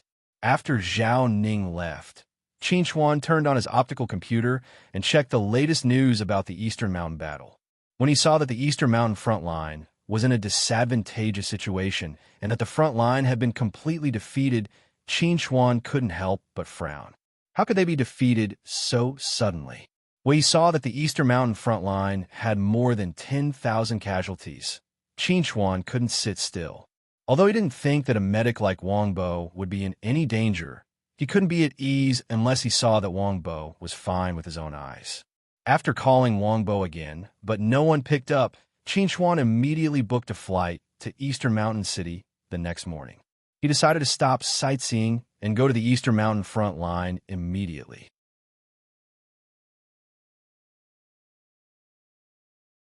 Chapter 361. 30 miles outside of Dongshan City, In the Dongshan military camp built against the mountain, countless soldiers were going in and out. Every one of them had an extremely gloomy expression on their faces. With the defeat at the front line, the Dongshan military camp, which was originally a logistics base, had become the front line overnight, receiving countless wounded and dispirited soldiers. At this time, it could be said that it was a mess, without any order to speak of. "Make way! Make way!" In the midst of the loud shouts, two dusty soldiers carried a soldier with a broken arm on a stretcher and ran quickly in the direction of the infirmary. Seeing this, the soldiers who were resting on the ground all made way for the trio. Looking at the soldier lying on the stretcher, clenching his teeth and refusing to make any sound, everyone's expression was somewhat numb. They had seen too many of such things today. The soldier with a broken arm could be fitted with a mechanical arm, and after the surgery, he could still be alive and kicking. However, those soldiers who died on the battlefield did not even have the chance to become ghost cultivators, because their souls would be absorbed and devoured by the demon race. They would never be given the chance to live another life. Bang! A young soldier fiercely punched the ground and said hatefully, "I don't understand. How do we lose?" Hearing the young soldier's words, everyone looked at each other. No one could answer this question because they were all baffled. They had no idea why they had lost. Is there anyone who knows a little about medicine? Who can give me a hand? At this time, a young man wearing a dirty white coat quickly walked out of the infirmary.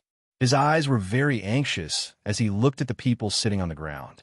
Faced with the young man's question, no one responded, because anyone who knew a little about medicine had already been conscripted. Those who were left were all people who did not know anything about medicine. Seeing that no one responded, the young man immediately turned and walked into the infirmary, nervously throwing himself into the work of treating the wounded. This little guy has been in the infirmary for a day and a night, and he hasn't rested until now. A warrior with a bandage wrapped around his head said to the crowd in a low voice, "He was the one who treated my wound. I wrapped the bandage carelessly because he didn't have time to do it for me." Hearing the wounded soldier's words, everyone's mood was a little complicated. They could also see that the young man's face was very tired and his eyes were bloodshot. His overall condition was very bad, but he still didn't rest and still persisted in treating the wounded. He was very dedicated, but also very distressing. You'd better remember his name. His name is Wang Bo, and he's an excellent medic. When the demons arrive, we can die, but he must live. The wounded soldier looked firmly in the direction of the infirmary and said to everyone, "Only when people like him are alive can more of us survive." In the infirmary, Wang Bo, who was nervously treating the wounds of the wounded, didn't know that the people outside were talking about him. Even if he knew, he probably didn't have time to think too much about it. Now, he had put all his energy into treating the wounded. The wounded man who had lost 2 eyeballs needed his help. The wound has been cleaned. Necrotic eyeball removed. Temporary paralysis of nervous system. Mechanical eyeball installed. Connect to nervous system and perform light sensor test. After a series of work, it was already 10 minutes later. This was the fastest Wang Bo could do. If it weren't for the countless wounded waiting for him to treat, he would patiently help the wounded in front of him to perform a more detailed test. Unfortunately, he didn't have the time now. Next, Wang Bo shouted. He only had time to raise his arm to wipe the sweat on his face and hurriedly walk to the next wounded. "Wang Bo, wait a moment." A female doctor stopped Wang Bo and said to him, "Go rest for a while and then come back to work." Wang Bo frowned and said, "But there are so many wounded waiting for me. How can I rest?" "Go rest. You should be in charge of these wounded people before you perform the surgery." The female doctor looked at Wang Bo with a somewhat distressed gaze and said, "Look at you now. Can you still stand steadily? What if you make mistakes because of exhaustion during the surgery?" The female doctor's words were very reasonable. Wang Bo couldn't refute. He put down the tools in his hand and said to the female doctor, "I understand, Sister Exon. I will go rest now." Wang Bo took off his blood-stained coat and slowly walked in the direction of the lounge. At this time, the lounge was empty. He was the only one there. The other doctors were working hard to treat the wounded. After returning to the lounge, Wang Bo lay down on the bed. A strong sense of exhaustion surged in, almost drowning Wang Bo. At this time, Wang Bo discovered that he was so tired that he didn't even have the strength to lift his eyelids. Wang Bo didn't know how long he slept.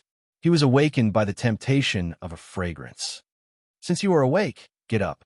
I have cooked noodles for you." Hearing this, Wang Bo sat up from the bed and looked at Wei Zixin, who was sitting beside him and holding a bowl of fragrant meat noodle soup made from the bones of demonic beasts. His face couldn't help but reveal a trace of guilt. "Sister Xian, I am really sorry. I just wanted to rest. I didn't expect to fall asleep. It's okay. I originally wanted you to sleep and rest." Wei Zixin smiled and put the noodles on the table. She said to Wang Bo, "Quickly get up and eat." Wang Bo stood up and looked at the door of the lounge. He asked Wei Zixin, "How many wounded are there now?" Seeing that Wang Bo didn't eat immediately and was worried about the wounded, Wei Zixin's eyes flashed with a strange light. She smiled and said to Wang Bo, "We have reinforcements. The 10th Legion sent their medical team to support us. We have enough manpower now. You don't have to worry about the wounded. Quickly eat." Hearing Wei Zixin's explanation, Wang Bo was relieved. He sat in front of the table and ate the noodles in big mouthfuls. Slurp, slurp. It only took a short while for Wang Bo to finish the big bowl of noodles. Wang Bo finished the soup in one gulp and looked at Wei Zixin, who was sitting opposite him, with a strange expression. He said with embarrassment, "I am really too hungry." Wei Zixin couldn't help but laugh. She said to Wang Bo, "I still remember the first time I saw you. You were still a little fatty. How long has it been since then? You have already slimmed down and become a strong man." Wei Zixin pushed her bowl of noodles in front of Wang Bo and said, "I can't eat so much. I'm already full. You can have a rest."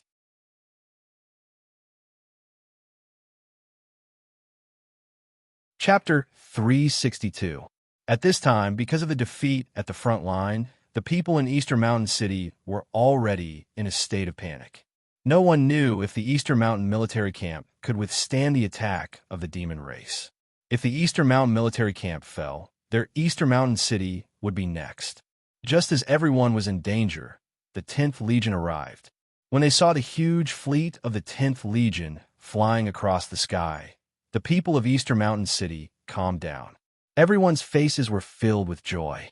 The 10th Legion was the most valiant and skilled army in the Star Dragon Federation. With the support of the 10th Legion, they believed that the demon race would not be able to run rampant for long. On the deck of the main ship, Qin Ju, who was wearing a dark green military uniform, stood under the flag. He looked ahead and asked his deputy, "Yuna, have you investigated it?" Reporting to the general, "It has been investigated clearly. This time, the ones who broke through the Eastern Mountain front line were the lion tribe of the demon race." Yuna replied in a low voice. The lion tribe almost came out in full force. Moreover, they suddenly descended on the Eastern Mountain front line through the space tunnel. The Eastern Mountain front line was defeated because they were caught off guard. Qin Ju frowned slightly and said, "The opponents of the Eastern Mountain front line have always been the Iron Wolf tribe. Why did it suddenly become the Lion tribe this time? What is the Iron Wolf tribe doing?" "The Iron Wolf tribe has all retreated, leaving enough space for the Lion tribe to move. As for the Iron Wolf tribe's next move, it is unknown for the time being. Investigate. Investigate as quickly as possible. The demon race has no reason to let the Lion tribe replace the Iron Wolf tribe, and the Iron Wolf tribe will definitely not quietly stay behind." "Yes." Yuna accepted the order and left. Qin Ju slowly retracted his gaze and looked at the Eastern Mountain military camp not far away. After an entire night of rest, Wang Bo recovered the next morning. After a series of physical examinations, he returned to work and began to treat the injured. Just as Wang Bo was about to treat the fourth injured person, Wei Zixin, as a superior, found him and told him to pack up and prepare to welcome the 10th Legion's commander, Qin Ju. "Why should I welcome her? I'm just a doctor." Wang Bo looked at Wei Zixin in surprise. "If I have the time to be formalistic, can't I treat a few more injured people?" Hearing Wang Bo's words, Wei Zixin didn't know whether to laugh or cry. "You're quite an honest person. Why don't you see that there are still so many injured people? Just go and welcome General Qin. Why are you talking so much nonsense? Wang Bo looked at Wei Zixin helplessly and said, I got it. I'll go and prepare now. Seeing Wang Bo's unhappy face, Wei Zixin smiled and said to Wang Bo, since you are so unhappy, let me tell you a piece of good news.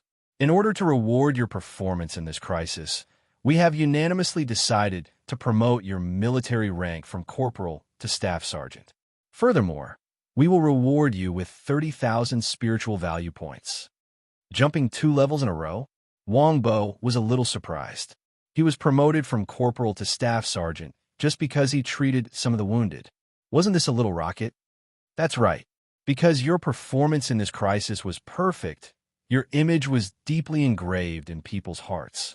Very few of the wounded who had been treated by you took the initiative to ask for a reward from their superiors. Wei Zixin looked at Wang Bo happily and said, the reason why we asked you to welcome General Qin is because we want General Qin to personally award you. From today onwards, you are the holder of the Battlefield Angel Medal. The Battlefield Angel Medal was a medal that was only awarded to medics who had treated more than 1,000 wounded people on the front lines. It was both an encouragement and recognition. Many people who had been on the front lines for a few years might not even have the qualifications to receive the Battlefield Angel Medal. Wang Bo had only been in the army for a little over a year, and he had only been a medic for less than a year. Hearing that there was an award ceremony, Wang Bo was a little surprised. He was only a corporal, even if he was promoted to staff sergeant. It wasn't worth it for a powerful general to personally award him an award. Are you very surprised? Wei Zixin smiled and said to Wang Bo, there is something that will make you even more surprised. General Qin was the one who requested to participate in this award ceremony. This time, Wang Bo was really dumbfounded. General Qin took the initiative to award him an award? This was too much of a dream. Wang Bo followed beside Wei Zixin in a daze.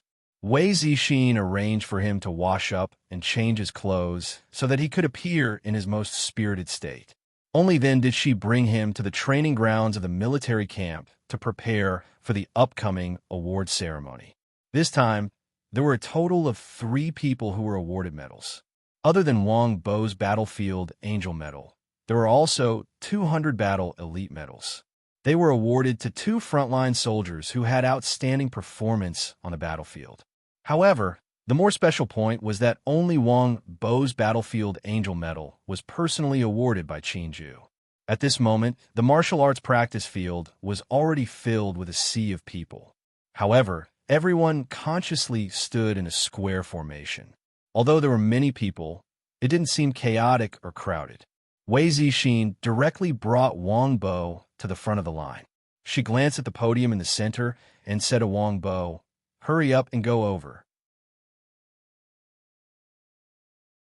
Your boss is over there. Wang Bo glanced at his boss who was standing at the podium and nodded at Wei Zixin.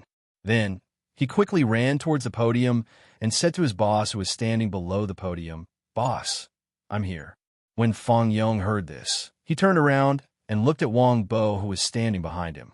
He patted his shoulder in relief and said, Good boy, you've already become the holder of the Battlefield Angel Medal at such a young age.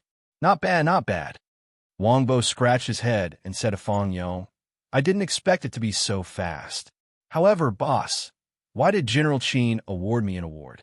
To be honest, Wang Bo had thought about this for a long time. He really couldn't figure out what was so important about him that General Qin would personally award him an award. If others were also awarded by General Qin, he naturally wouldn't think too much about it. However, he was the only one, so he had no choice but to think about it. Fang Yong looked at Wang Bo with a subtle gaze and asked, Have you heard about your good brother, Qin Chuan? What? Wang Bo looked at Fang Yong in confusion. Why was this award matter related to Qin Chuan? Fang Yong patted Wang Bo's shoulder again and said to him, Don't worry, this is only good for you. There's no harm. Just as Wang Bo was about to ask something, a series of shouts suddenly came from the front. It turned out that General Qin of the 10th Legion and her guards had arrived. Looking at the valiant guards who were slowly walking over in an orderly manner, Wang Bo's gaze was almost instantly attracted by the cold figure wearing a dark green military uniform walking at the front of the guards.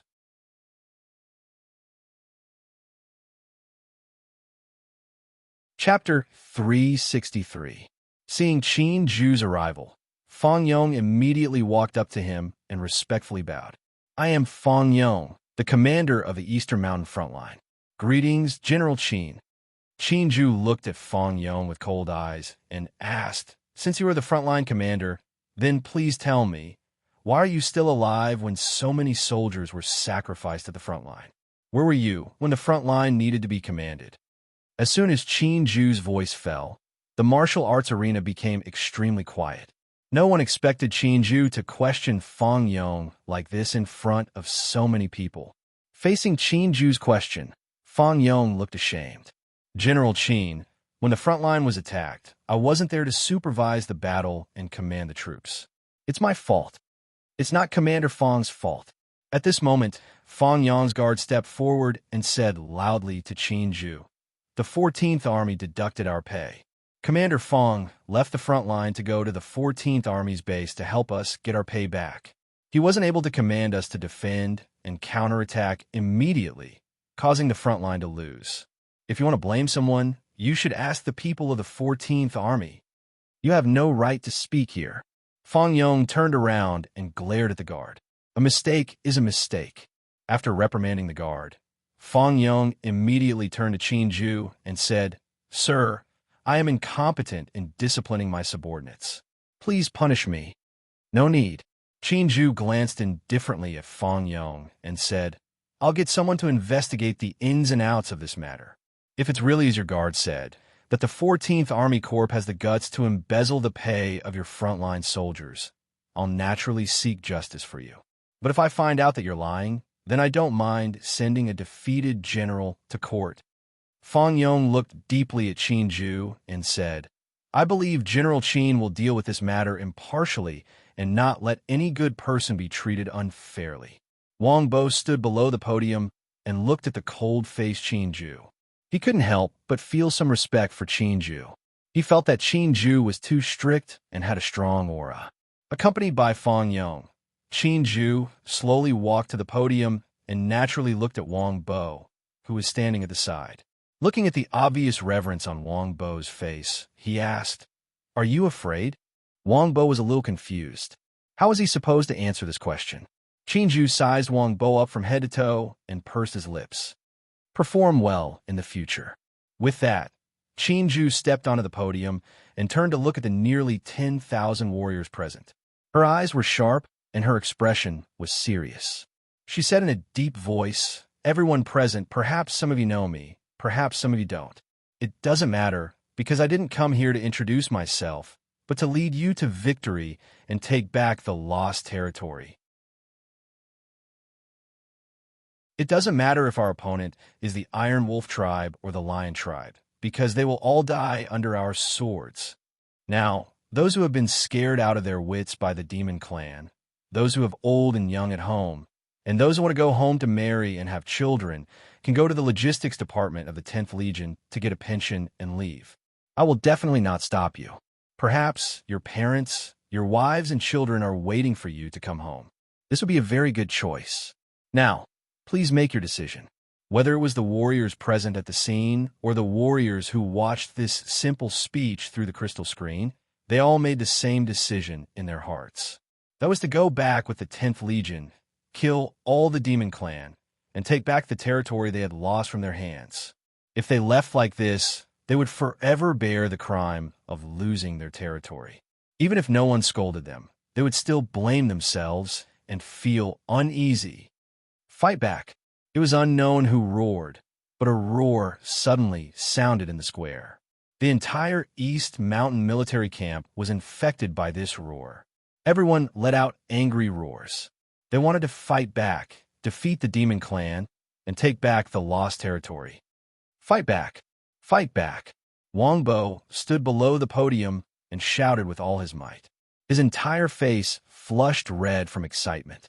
Although Qin Zhu's speech wasn't that gorgeous or rigorous, It was simple and simple. It infected people's hearts. No one was willing to be a defeated coward. As long as they had courage, they wouldn't choose to retreat at this time. After the short motivational speech, it was time for the main event, the award ceremony. The first two warriors who were awarded the 100 Battles Elite Medal were awarded by Fang Yong. When Wang Bo stepped onto the stage, the person who awarded the medal was changed to Qin Ju. Wang Bo walked up to the podium. His expression was a little excited, but also a little nervous. He looked at Qin Ju standing in front of him and excitedly raised his hand to salute. Qin Ju returned the salute very seriously and said to Wang Bo, "I believe that you will definitely become an outstanding warrior, save more comrades, and save more families. I will definitely work hard." Wang Bo nodded solemnly. Although he couldn't bravely kill the enemy on the battlefield, he could save the lives of countless comrades in the rear. He felt that his job was very important and also extremely sacred. Just as Qin Ju was about to wear the medal on Wang Bo's chest, the ground of the martial arts practice field suddenly trembled slightly. The trembling became more and more obvious, and the expression on Qin Ju's face also became serious. "General, 20 kilometers to the northwest, a large number of demon troops are advancing. Their target is the camp." Hearing Yuna's report, Qin Ju reached out and handed the battlefield angel badge to Wang Bo. He looked sharply to the northwest and said to Fang Yong, "Commander Fang, give the order." Hearing this, Fang Yong nodded heavily and said to everyone in a clear voice, "Everyone, listen up. Immediately head to the East Mountain ship and prepare for war." Wang Bo's eyes were filled with worry as he looked at the soldiers below the stage. Who would have thought that the war would start again after only a day of rest? Wang Bo. Qin Ju suddenly turned his gaze to Wang Bo and asked, "If the soldiers on the front lines shed their last drop of blood, are you willing to fight to the death on the battlefield? Even if you're just a medic and don't have much combat strength?" "Of course," Wang Bo replied without hesitation. "It's everyone's responsibility to protect the country. I'm willing to go to the front lines and sacrifice myself." Hearing this, Qin Ju looked at Wang Bo with gratified eyes and said, "It's enough to have this determination and this intention. Live well. You have to know that only if you live can more people live." After chatting with Wang Bo, Qin Ju left. She wanted to return to the fleet of the 10th Army and head to the front lines to stop the demon army.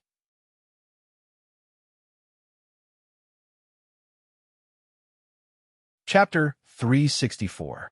On the vast plains of the eastern mountains, tens of thousands of demons were advancing. Some of them wore simple armor and held sharp-boned spears in their hands. Some of them even transformed into their true forms and ran in the posture of lions, roaring in high spirits. Above the army, dozens of huge bone warships were advancing at a constant speed. On one of the largest warships, a tall and mighty figure stood on the deck, looking ahead with gloomy eyes. "Are you sure it's Qin Ju's 10th Legion?" "Yes, the scouts have reported that it's indeed the 10th Legion." Shirgu's expression was slightly solemn. He didn't expect the 10th Legion to appear at this time. It was obviously impossible to stop the charge and change the battle plan. "Marshal, the 10th Legion is the ever-victorious general of the Star Dragon Federation. They have always been invincible against us demons. It's not wise for us to clash with them head-on." As the military advisor of the Lion tribe, the slightly short and skinny Lionheart knew that saying such words would affect the morale of the army. However, for the sake of the entire Lion tribe, he had to say that if they lost this battle, the Lion tribe would definitely fall into the abyss of eternal damnation. "I know what you're saying, but the Iron Wolf tribe won't let us retreat." Shirgu sighed. If it weren't for the fact that the Lion King lost his original position in the Demon Court, our Lion tribe wouldn't have been reduced to being treated as cannon fodder. "Marshal, be careful with your words." Lionheart reminded Shirgu in a low voice. "It's better if we don't talk about the Lion King." What's wrong?" Shurfen became the Lion King through some shameful means. Now the entire Lion tribe is suffering because of him. As the Marshal, can I complain? Shirgu laughed self-deprecatingly. 100 years ago, our lion tribe was so mighty in the demon court. Who would have thought that an internal strife would cause our lion tribe to fall to such a state? Lionheart sighed helplessly and said, "What happened back then has already happened. There's no point in mentioning it now. Now, the fate of our lion tribe has been grasped in the hands of others. If we want to rise again, we need to make military contributions. The East Mountain military camp and the rich East Mountain city in front of us are the best examples." Shirgu looked forward with a firm gaze and said in a deep voice, "We must win this war. General, our fleet is less than 5 kilometers away from the vanguard of the Lion Division. We have already entered the bombing range."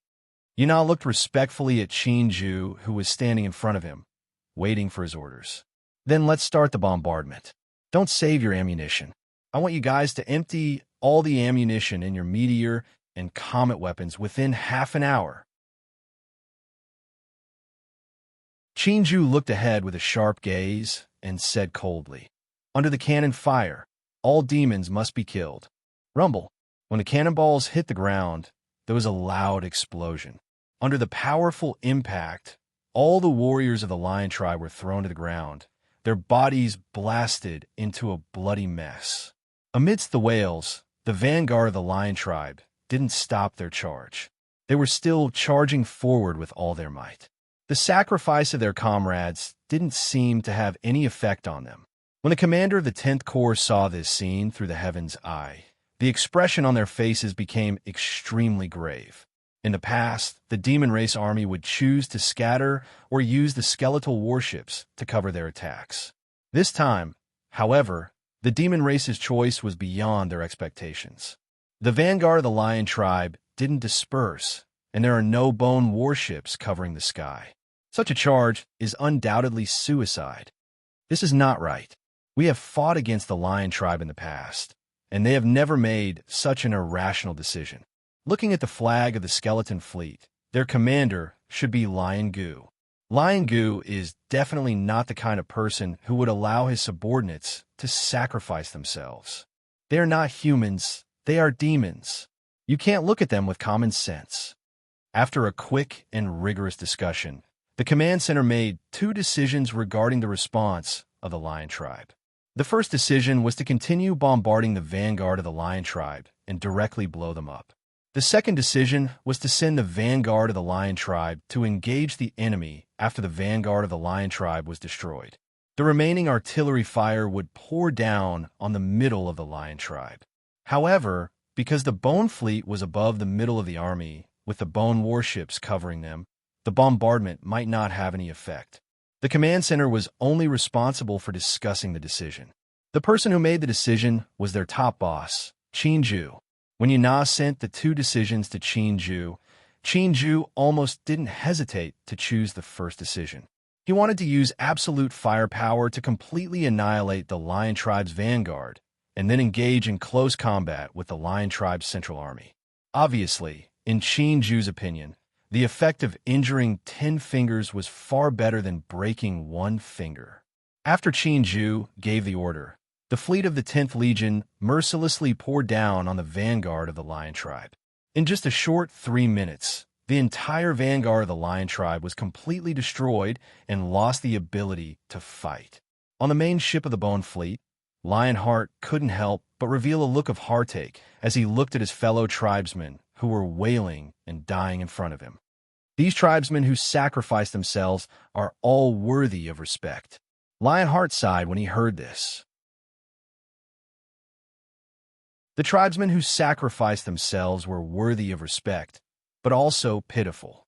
In order to perfectly execute the battle plan and effectively kill the enemy, they had to make such sacrifices. At this time, the vanguard of the lion tribe had been completely destroyed. The main force of the 10th Legion had also finished gathering and was preparing to land on the ground and engage the middle of the lion tribe in a head-on confrontation.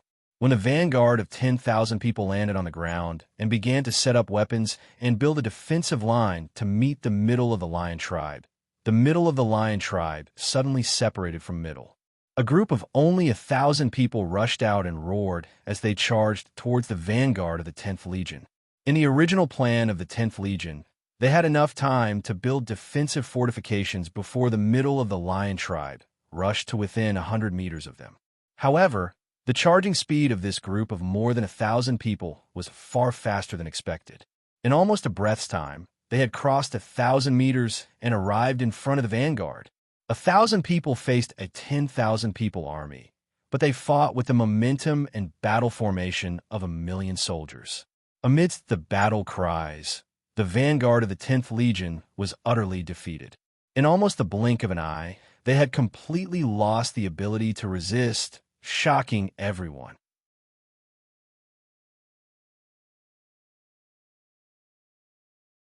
Chapter 365. Not good. The vanguard unit has been defeated. When the scene of the vanguard unit being defeated was transmitted back to the command room, everyone was shocked. A vanguard unit of 10,000 men was defeated by a 1,000-man unit of the lion tribe. This was simply a joke. There's definitely something wrong with this 1,000-man unit. Everyone quickly realized the crux of the problem and the severity of the situation. If they were unable to stop the attack of this 1,000-man troop, they would be in a completely passive position in this battle and be led by the nose by the lion tribe. At this time, everyone couldn't help but feel regret. If they hadn't poured all their ammunition on the vanguard unit of the lion tribe, they could still suppress this 1,000-man unit with firepower. But now, they could only watch this 1,000-man unit of the lion tribe run rampant on the ground. Of course, they were only regretting. They didn't have any intention of blaming Qinju, because none of them could have foreseen that the lion tribe was hiding such a terrifying unit. It's the heart of fury. Qinju looked indifferently at the unit that was running on the ground and said to everyone, the secret technique of the lion tribe, the heart of fury. The angrier one is, the stronger one's strength will be. The reason the lion tribe allowed us to slaughter their vanguard unit was to stimulate the anger in the hearts of these 1,000-man unit and let them use the heart of fury to unleash their super strength. Hearing Qinju's words, everyone finally came to a realization. They understood why the lion tribe allowed them to bombard the vanguard. If the secret skill of fury could allow the elite warriors of the lion tribe to unleash 150% of their strength, then because of the sacrifice of their clansmen, the secret skill of fury could allow the elite warriors to unleash 200% of their combat strength, or even more. Facing such a powerful unit, it was not difficult to accept that the vanguard unit would be defeated in one fell swoop. However, how were they going to defend against this heart of fury? One had to know that this place was less than 15 kilometers away from the East Mountain camp. With the charging speed of the lion tribe, it would only take a few minutes for them to reach the East Mountain camp. At this time, the vanguard troops had been completely defeated, and the survivors began to flee in all directions. This furious heart troop, which only had 1,000 people, did not continue to pursue. Instead, they turned their spearhead and headed straight for the East Mountain camp. In the command room, when they saw the furious Heart Army start to move towards the East Mountain camp, everyone looked at Qinju. There were only two paths in front of them. They could either think of a way to stop the furious Heart Army, or they could temporarily retreat and return to East Mountain City to replenish their ammunition. As for the East Mountain camp, they would have to pray for the best. Let this fury army go. Qinju looked ahead coldly and said indifferently, "Full speed ahead, attack the Lion Division's Central Army." Hearing Qinju's order, a staff officer immediately objected. "General, if we leave the furious Heart troops alone and directly confront the middle army of the Lion tribe, once this furious Heart troops return to reinforce us, we will be in a predicament of being attacked from both front and back. It will be extremely dangerous." The others also had the same thought. Qinju's decision was too risky. "Of course I know," Qinju said coldly. "Call Fang Yong and tell him to stall the furious Heart troops with all his might. We will defeat the Lion Division's Central Army from the front. The secret skill of fury won't last too long. Tell Fang Yong to hold on." Hearing this, everyone immediately took action and quickly told Fang Yong about the situation of the furious Heart troops. They also began to charge at full speed toward the Lion Division's Central Army. 10 kilometers in front of the East Mountain camp. On the East Mountain ship, Fang Yong looked ahead with a gloomy expression. He ordered his deputy beside him, "Pass down my order. The East Mountain ship will land. Everyone, gather at the canal 200 meters ahead and build defensive fortifications. Execute immediately." With Fang Yong's order, the East Mountain ship quickly landed on the ground. Everyone quickly gathered and rushed to the canal in front of them to build defensive fortifications. Under the efficient actions of tens of thousands of people, in just a few dozen breaths of time, a sturdy defensive fortification was completed. The moment the defensive fortification was completed, smoke and dust billowed 1,000 meters ahead. A roaring army charged over. Seeing this army appear, Fang Yong ordered with a solemn expression, "Bombard!" Rumble. Dozens of meteor-class annihilation cannons opened fire. Almost instantly, the Furious Heart's troops within 1,000 meters were enveloped in artillery fire. However, the Furious Heart's troops reacted quickly. They nimbly scattered and easily dodged the first round of bombardment. Seeing this scene, Fang Yong's expression couldn't help but darken. He said angrily, "Disperse the bombardment." At this time, there were only 16 meteor-class annihilation cannons set up behind the fortifications. If they were dispersed, the range they could cover would be much smaller, and their lethality would be extremely limited. After 2 rounds of bombardment, the impact on the Furious Heart troops was minimal. Now that the Furious Heart troops had rushed to the front of the fortifications, they no longer had the chance to bombard them again. Fight! Fang Yong held an 8.2 laser gun and fired a shot at the leader of the Furious Heart troops at the front, but he failed to hit him. When he wanted to fire a second shot, the other party was already in front of him. Bang! A huge claw slapped Fang Yong's head in an extremely fierce manner. Fang Yong subconsciously raised the laser gun in his hand to block. The body of the laser gun, made of solid Type 4 alloy, was instantly shattered by this claw, turning into fragments that filled the sky. Fang Yong was also sent flying and fell to the ground in a sorry state. Roar! Angry roars rose and fell one after another. The Furious Heart troops broke through the fortifications almost instantly and fought with the crowd. Shouts of killing rose and fell one after another. Dongshan City. Qinchuan walked out of the aerospace company and frowned at the people who were lining up to buy tickets. He couldn't help but have some doubts in his heart. Were these people in a hurry to escape Dongshan City? Just as Qinchuan was thinking about these questions, a loud broadcast suddenly sounded from the broadcasting station in front of him. Cultivators in Dongshan City, the 10th Legion and the Dongshan Army have been attacked by the Demon Race Army. Now, they are fighting to protect Dongshan City. The battle is in a stalemate. As a mayor of Dongshan City, I hope to receive your help. I hope that you can contribute to the defense of Dongshan City. We really need you. Hearing this broadcast, Qinchuan's expression changed slightly. Who could tell him what is going on? Why would the mayor of Dongshan City send an urgent request for help to the cultivators?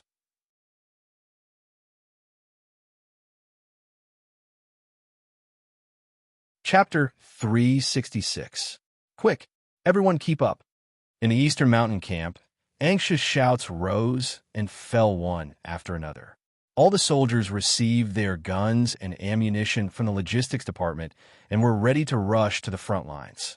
In the infirmary, Wang Bo stood in front of the window and looked worriedly at the soldiers who were nervously gathering outside. He said to Wei Zixin beside him, "Are we just going to watch? I want to do something for them." Wei Zixin looked at Wang Bo helplessly and sighed. "I can understand your feelings, but we are medics. If we go to the battlefield, we will only be a burden. There is nothing we can do. The only thing we can do is pray for everyone." "No." Wang Bo shook his head and looked at Wei Zixin seriously. "I am still a cultivator, even though I'm only in the 10th level of the Qi refining stage." Wei Zixin looked at Wang Bo in surprise. "You must be practicing the healing scripture that Fang Yong gave you. That is a medical skill and cannot be used in battle. I know that the healing scripture teaches medical skills, but I have a strong body and sharp reflexes. No matter how weak I am, I am still stronger than an ordinary soldier.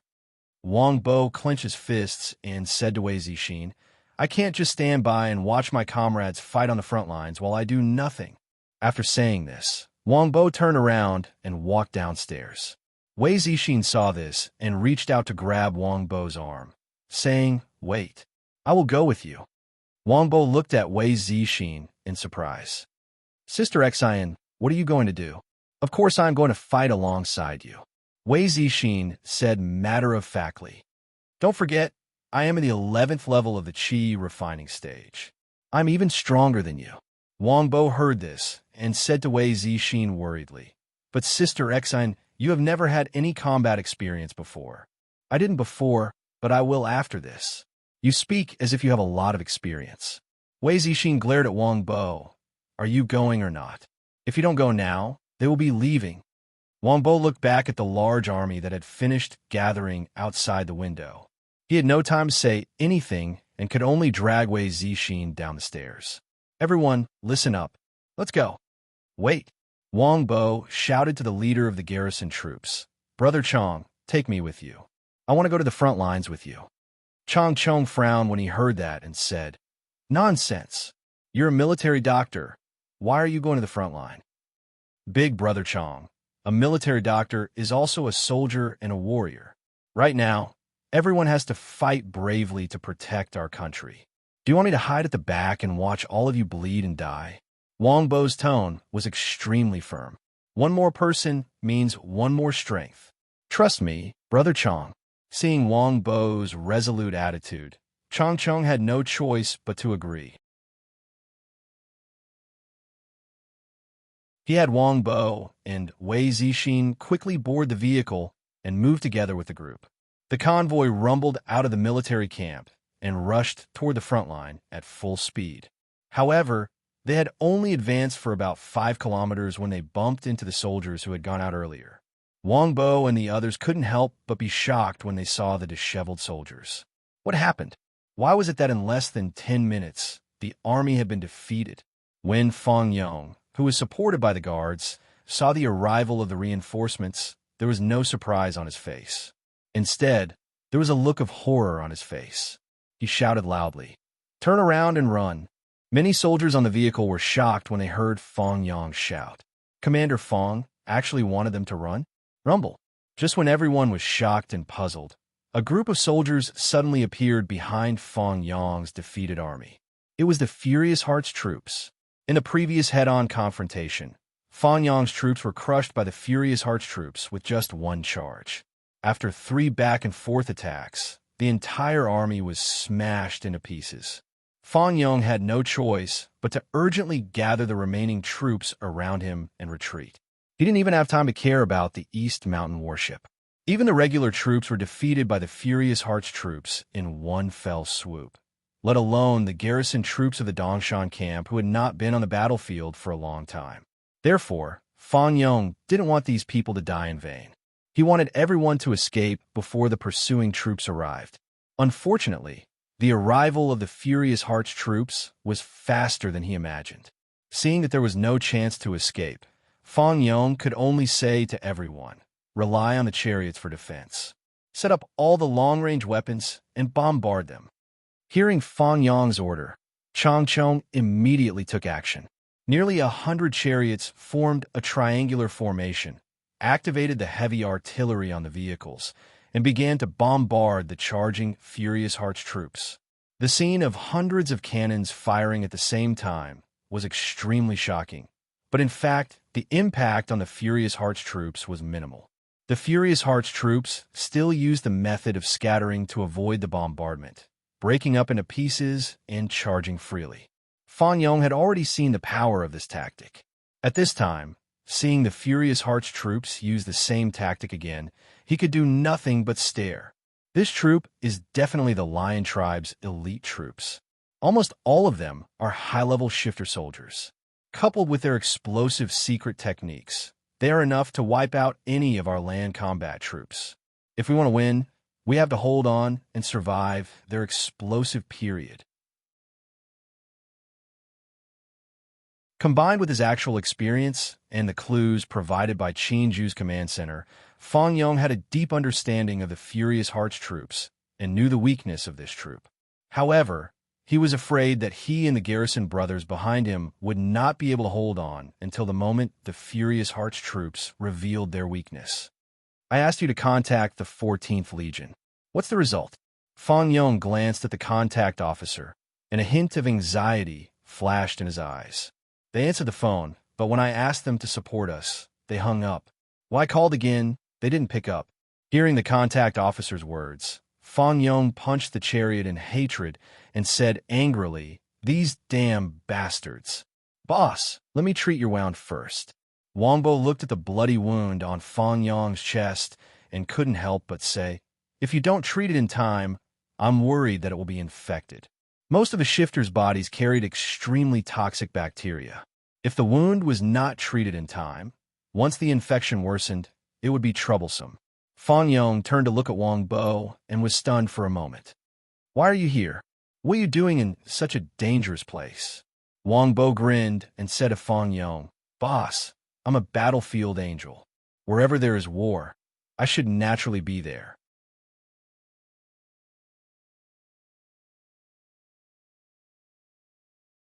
Chapter 367. Rumble. Amidst the roar of the cannon fire, the Furious Hearts had already reached the front of the chariot formation. The leader of the Furious Hearts, Lion Li, was in the lead. He disobeyed the order to charge forward and kill all the enemies he encountered, then destroy the Eastern Mountain camp and head straight for Eastern Mountain City. Now, he had already defeated 2 waves of enemies in a row. The morale of the troops had been greatly boosted. As for the 3rd wave of enemies, he did not care at all. With the blessing of the Furious Heart's secret technique, they were invincible. Roar! Lion Li roared and fiercely clawed at the war chariot in front of him. The war chariot flickered and a defensive array formation lit up, blocking Lion Li's attack. However, Lion Li didn't care. If the enemy was defeated so easily, then this battle would be too boring. The garrison only had 5,000 soldiers. Compared to the 1,000-strong Furious Heart troops, they had the advantage in terms of numbers. However, the quality of the troops was far inferior to the Furious Heart troops. At this time, relying on the powerful firepower of the war chariots, they were barely able to resist the charge of the Furious Heart troops.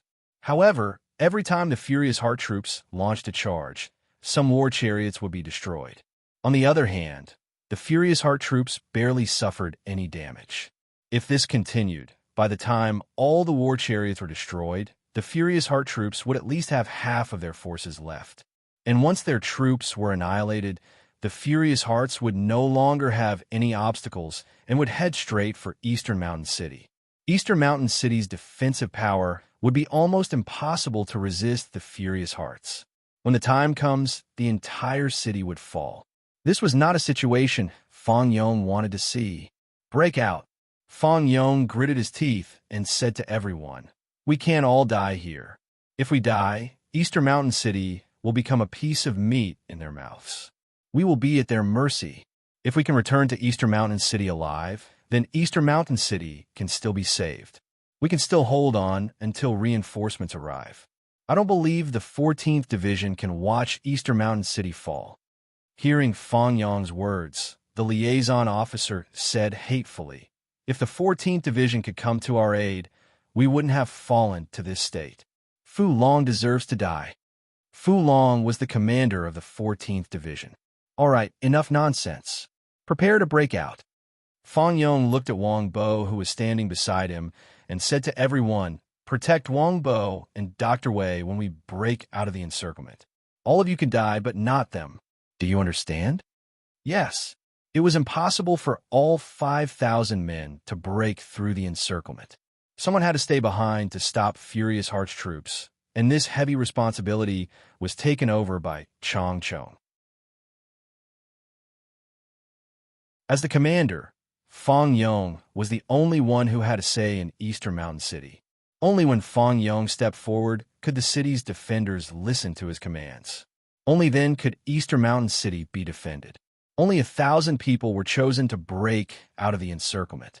The remaining 4,000 brothers had to buy enough time for these 1,000 people to break out of the encirclement. They had to fight to the death. Wang Bo was heavily protected by the breakout troops. Looking at his brothers who were left behind on the war chariots, he couldn't help but feel his eyes turn red. For the first time in his life, he realized just how weak he was. If he was strong enough to kill all these monsters, then these brothers wouldn't have had to sacrifice themselves. Everyone could have returned alive. Wang Bo Wei Zixin looked at Wang Bo with red eyes and said with a choked voice, "We are indeed just a burden. Sister Xian, I don't want to be a medic anymore." Wang Bo sniffed and said, "I want to be a true warrior. Brat, don't think about those useless things." Fang Yong said seriously to Wang Bo, "You are the most talented young man I have ever seen in the medical field. Medical skills are the most suitable for you. Leave things like charging and killing to us brutes. You only need to be responsible for saving people. The better your medical skills are, the more useful and important you are to us. Do you understand?" Wang Bo gritted his teeth and said, "But no buts. Everyone should shine in an industry that suits them." Fang Yong turned to look at the people around him and said, "Fire the cannons from the east. Once the fire stops, we will break out from the east." Rumble. With Fang Yong's order, all the heavy cannons on the war chariots adjusted their direction and collectively poured fire toward the east. The Furious Heart troops immediately dispersed and suspended their attack on the east. However, in this way, the other three sides lost their firepower support, and the defense suddenly became extremely difficult. After 3 rounds of bombardment, Fang Yong said angrily, "Stop firing and fight according to the original plan. Breakout troops, charge with me." Amidst the angry roars, the 1,000-man breakout troop quickly moved. These 1,000-man troops were the elites of the garrison troops. Every one of them was dressed in combat uniforms and equipped with powerful weapons. They were best at surprise attacks. Now that they were surrounded by scattered demons, they only needed to suppress them with their powerful firepower. There was no need for them to continue fighting. Soon, the breakout troops broke through the blockade of the Furious Heart troops and began to retreat in the direction of Dongshan City. At this time, they looked back and saw that the war chariots were shouting and roaring. Under the attack of the Furious Heart troops, the war chariots would definitely not last long. "Let's go." Fang Yong steeled his heart and no longer looked back. He urged everyone to move quickly toward Dongshan City. If they couldn't withdraw to Dongshan City in time to build defensive fortifications to resist the upcoming attack, they would be sorry for the sacrifices of their brothers behind them. Roar. At this moment, an extremely loud and clear roar rang out. The Furious Heart troops suddenly erupted at this moment, brazenly breaking through the blockade of the war chariots, rushing into the formation, and beginning a massacre. Hearing the sound behind him, Fang Yong couldn't help but look back. He didn't expect that this elite troop, blessed by the secret skill of the Furious Heart, would enter the final outbreak period.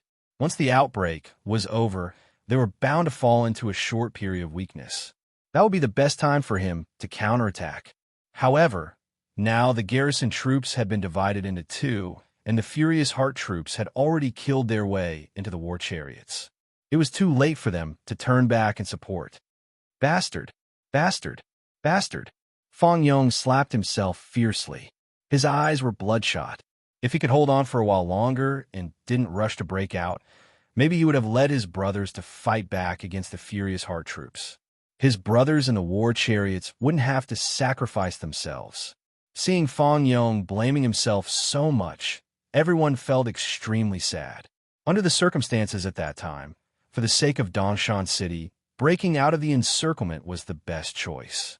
After all, none of them could predict when the Fury army would enter a period of weakness.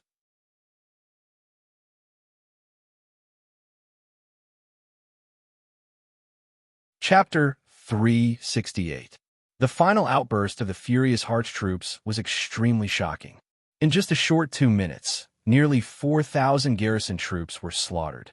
Not a single one survived. Scarlet blood dyed the earth red, and the thick smell of blood drifted through the air. The broken chariot revealed a tragic and stirring atmosphere that caused one's heart to ache. But to Lion Li, all of this was the most beautiful scene in the world. He led his troops here to invade and slaughter. He wanted to burn every inch of the Star Dragon Federation's land with the flames of war. However, what he was doing now was insignificant compared to his dream. Attention, everyone. Rest here for 10 minutes. Next target, East Mountain Camp. Although Lion Li was arrogant, he wasn't arrogant enough to think that they could take down East Mountain City. East Mountain City already had a certain amount of defensive power. In addition, Fang Yong led a group of people to break out of the encirclement.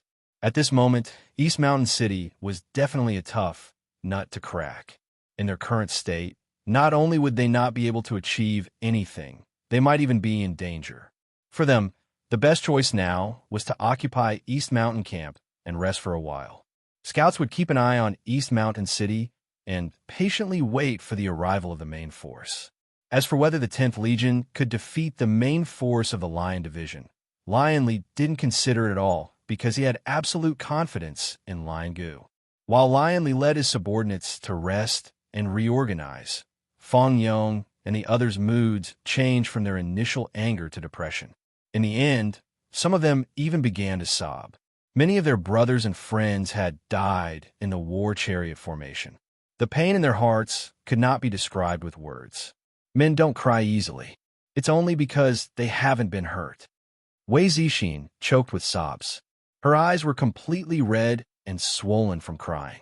As a military doctor who had been in the army for many years, she could understand how these people felt.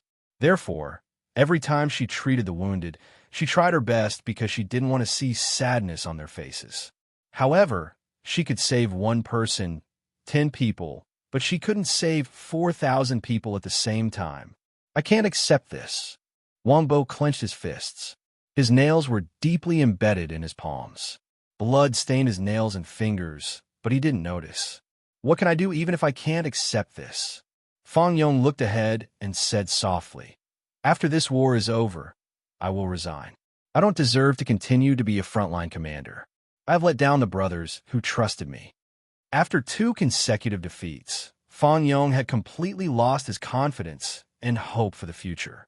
They were fighting on the front lines, but there were people playing politics behind their backs, scheming against each other, and watching them fall into a desperate situation.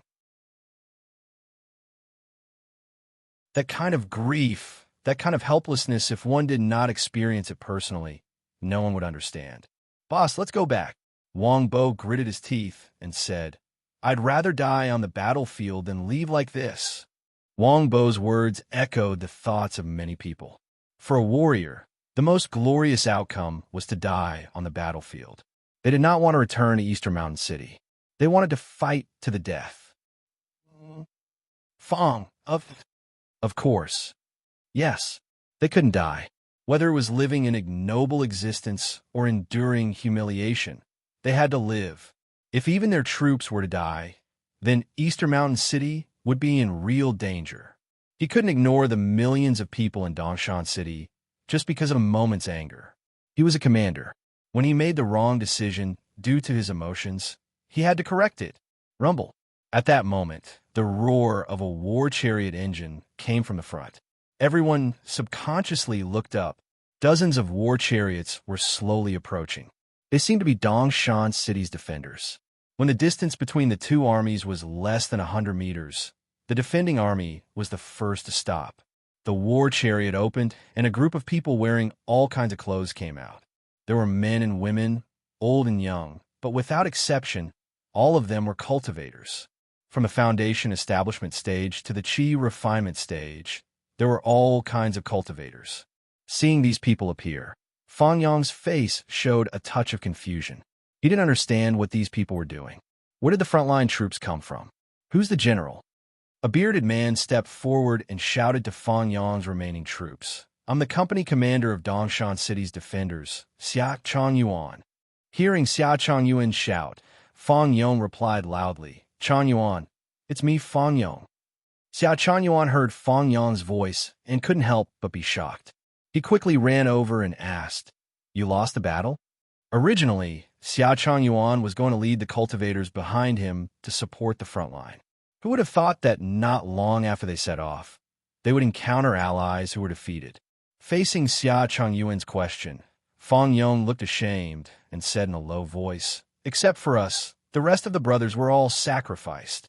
Xiao Changyuan looked at Fang Yong in shock and asked, "The demons this time are so strong. The Wang Bo, you son of a B *TCH. At this moment, a cry of surprise sounded. A tall figure quickly rushed into the formation and hugged Wang Bo, who was standing beside Fang Yong and covered in filth, into his arms. He was extremely excited. Wang Bo looked at the figure that suddenly appeared in front of him in astonishment. After a while, he asked in surprise, "Qin Chuan, why are you here?" "I saw the news and came to find you." Qin Chuan let go of Wang Bo and looked him up and down. When he found that Wang Bo was not injured or missing an arm or a leg, he sighed in relief and said, "It's good that you're fine. Don't be afraid of the demons. I'll kill them all for you." Wang Bo heard this and nodded vigorously. Thinking of his brothers who had sacrificed themselves, his eyes couldn't help but redden. He choked up and said to Qin Chuan, "You must help me kill those demons." Cough, cough, this is. Fang Yong looked at Qin Chuan, standing beside Wang Bo, and thought of a possibility, but he didn't dare to confirm it. "Boss, this is the brother that I told you about before, Qin Chuan," Wang Bo proudly said to Fang Yong. "The champion of the 6th Great Academy's ranking tournament, the MVP award winner, the miracle youth of the Black Moon Combat Academy, Qin Chuan." Hearing Wang Bo's words, Fang Yong's face couldn't help but reveal a knowing expression. He never thought that he would meet Qin Chuan in such a way. Furthermore, it seemed like Qin Chuan was worried about Wang Bo's safety, which was why he had come to the Eastern Mountains. No wonder he was Wang Bo's best brother.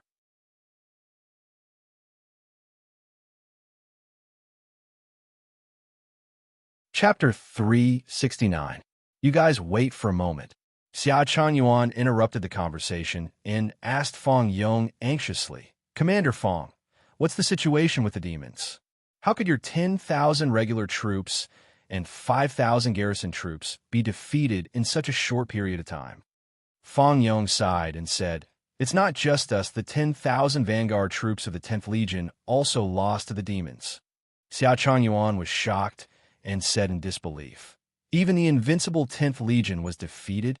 Qin Chuan was also shocked by the news. He didn't expect the 10th Legion to be here at Dongshan Mountain, and even more so for them to be defeated. "I don't know the exact situation of the 10th Legion, but I do know a little about this elite group of monsters. They come from the Lion Tribe, a group of 1,000 people. They fought their way here by relying on the secret skill of fury." Fang Yong looked sadly at Xia Changyuan and said, "I made the wrong decision and caused the sacrifice of my brothers and the garrison troops. With our current strength, it's difficult to deal with the Lion Tribe's elite troops. We can only rely on Dongshan Mountain City to defend."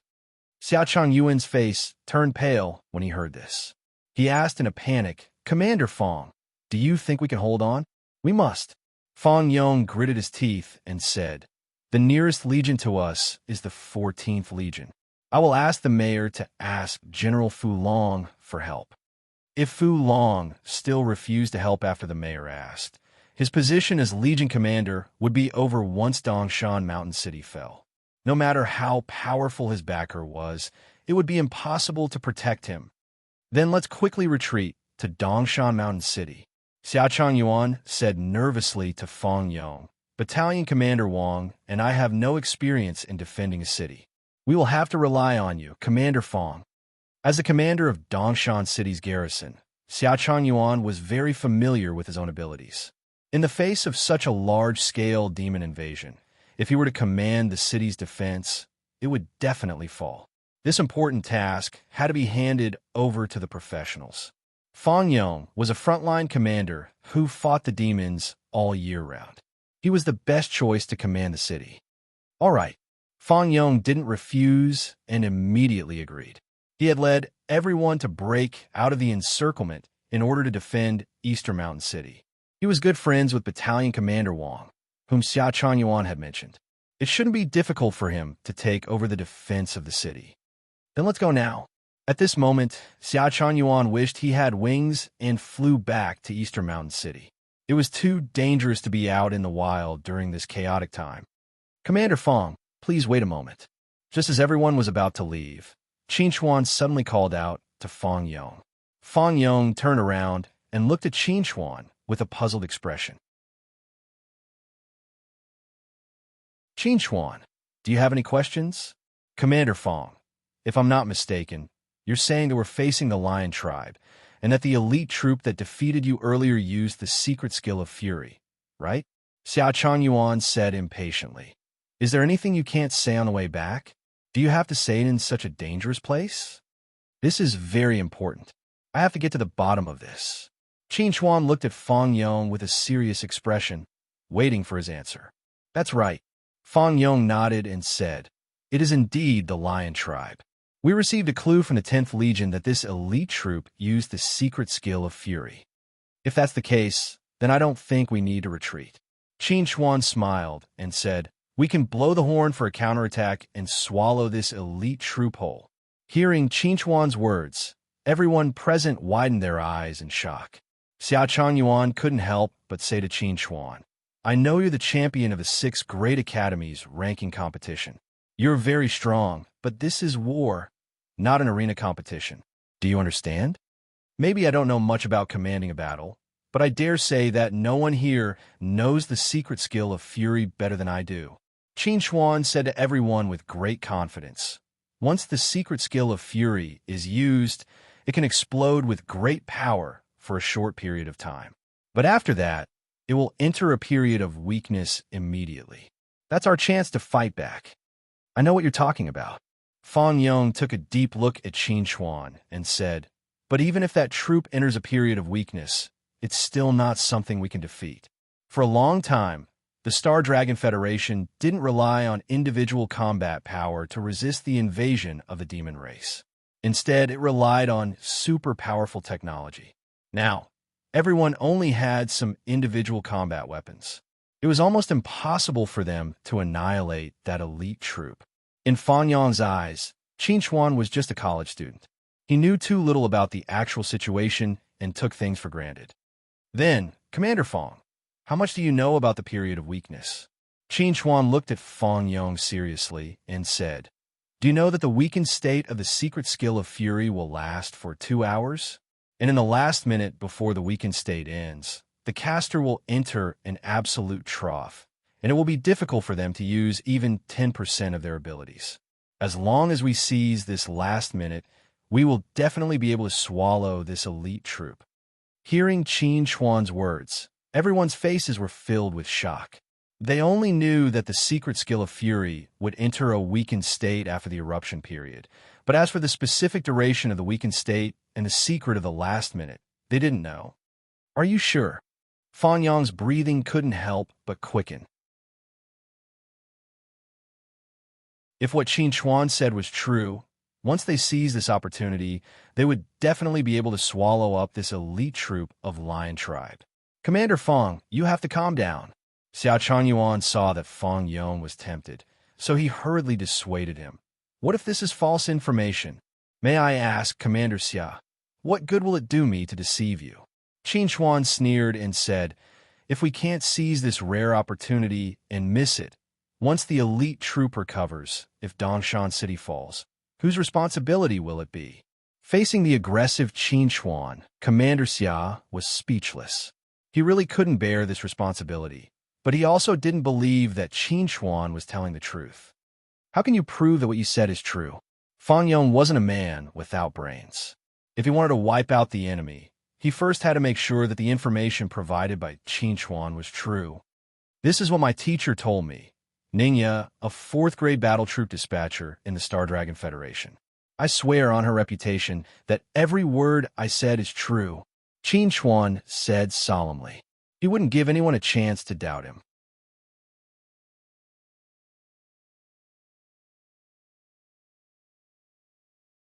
Chapter 370.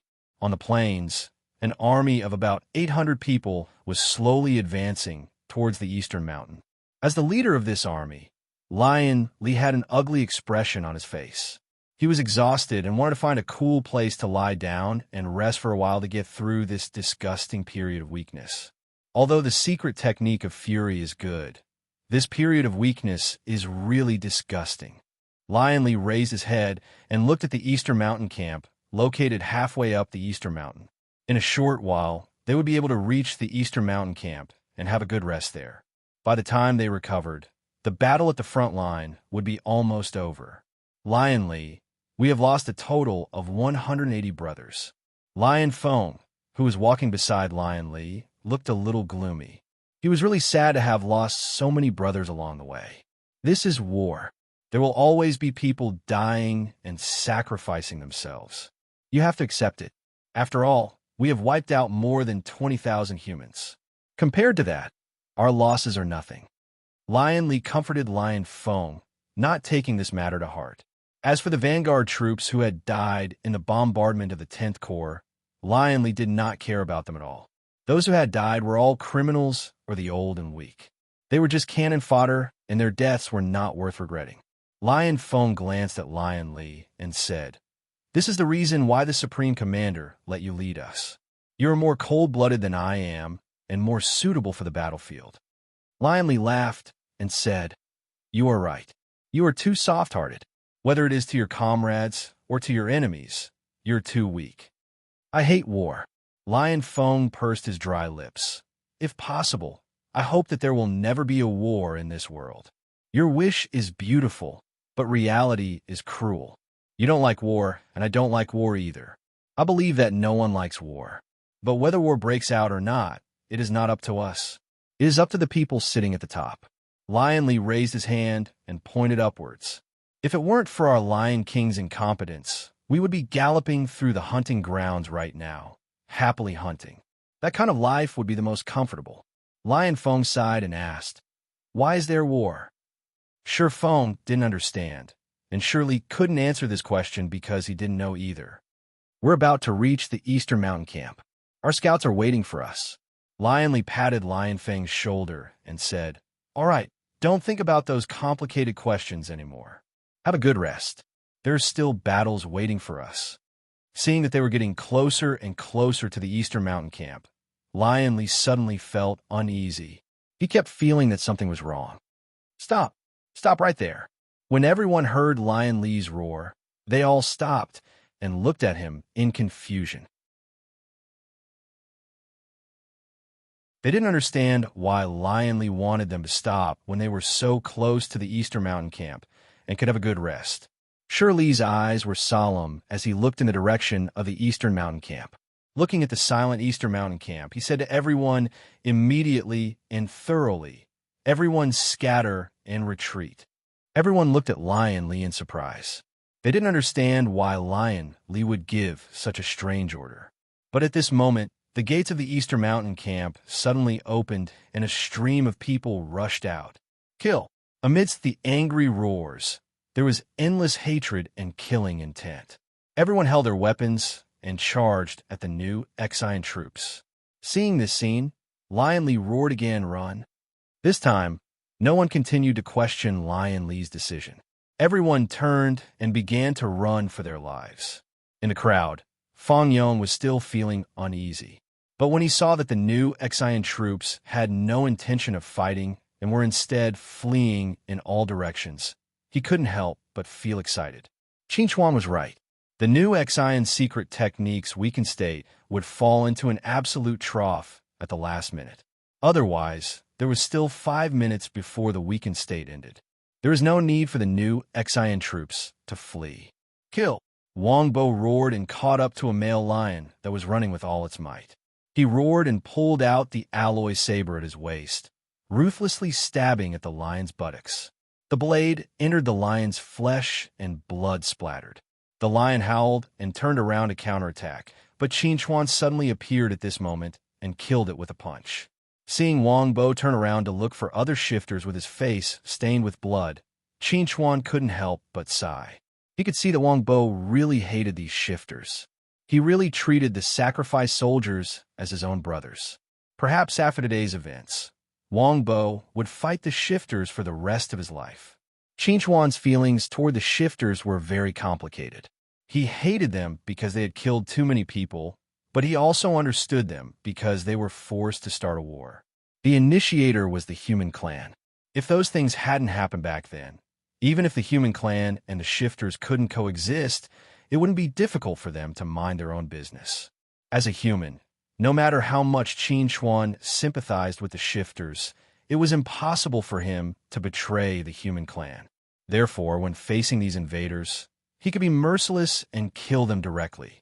The battle started very suddenly and ended very quickly. The entire process was unexpectedly smooth. There was almost no decent resistance.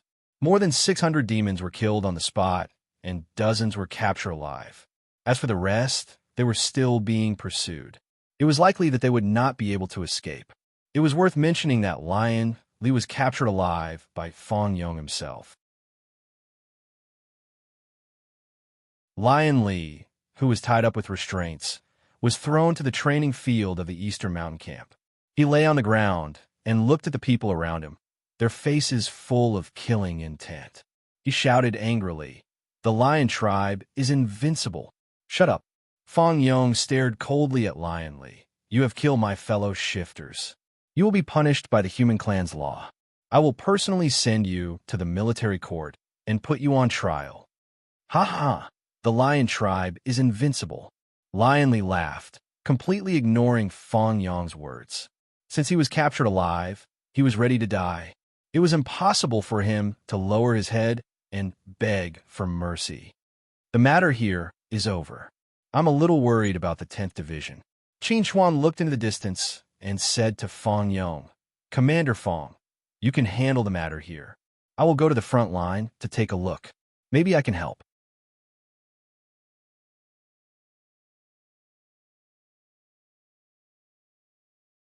Chapter 371. On the frontline battlefield, the setting sun was as red as blood. The 10th Legion's vanguard had already clashed with the Lion tribe's main army. Swords flashed and shouts of battle resounded throughout the battlefield. In the air, the 10th Legion's fleet was firing at full power, ferociously attacking the Lion tribe's skeletal warships. Not to be outdone, the Lion tribe's skeletal warships released energy waves time and time again to resist the attacks of the cannons. They also had to protect the main army on the ground from the threat of the cannons. Compared to the Lion tribe's main army of nearly 100,000, the 10th Legion's vanguard only had 20,000 warriors. They were relatively weak, but with the support of heavy weapons, each of the vanguard warriors could explode with great power.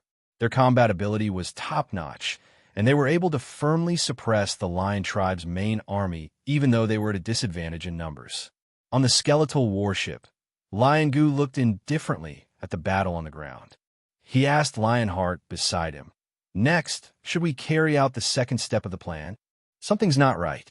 Lionheart looked into the distance and said to Lion Gu with a slightly dignified expression, "Lion Li has led the Fury army away for 2 hours, but there's been no news at all. I suspect something has happened to them." As the Lion tribe's military advisor, Lionheart has always trusted his intuition.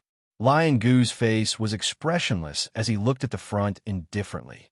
"There's no need to worry about the Fury army. What we need to think about now is how to win the war in front of us. Do you think we have a way out now?" Lionheart's old face couldn't help but show a touch of sadness when he heard Lion Gu's words. Yes, they have no way out. If they can't win this war, they will definitely be mocked and ridiculed by the Iron Wolf tribe when they return. They might even implicate Lion King, who has lost his position in the Demon Court. They must win this war. Let the ambushing troops on the flanks attack and kill the 10th Legion's vanguard. Rumble. The earth trembled as tens of thousands of lions suddenly appeared on the left and right sides of the battlefield. They roared and charged towards the 10th Legion's vanguard. Seeing this scene, everyone in the command center turned pale with fright. Where did these 2 troops come from? Our radar didn't detect them at all. It's the Yao's natural barrier. Our radar signal has been deceived. Soon, the command center discovered the problem. They had placed too much faith in the radar, which led to the attack of the vanguard troops. If they could not respond in time, they would definitely lose. Mobilize the air forces to provide support. We must stop the ambushes on the left and right wings and buy time for the vanguard. Chinju looked coldly at the real-time image on the crystal screen and said in a deep voice, "Throw the special forces into the main battlefield and help the vanguard penetrate the middle army of the Lion Division." Hearing Chinju's words, the headquarters staff officer was shocked and cried out, "General, if we continue to fight, the situation will be disadvantageous to us. We have no way out. Don't forget, there's still a furious heart troop behind us." Chinju said decisively, "Carry out the order." Chinju was stubborn, and the staff officers no longer spoke. They simply began to carry out Chinju's orders. Soon, the flying shuttle troops gathered and split into two, heading straight for the ambushes on both sides.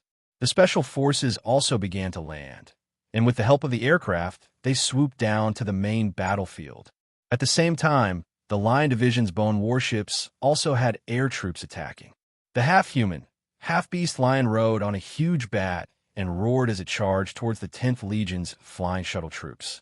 Obviously, they had seen through Chinju's intentions and wanted to destroy his battle plan.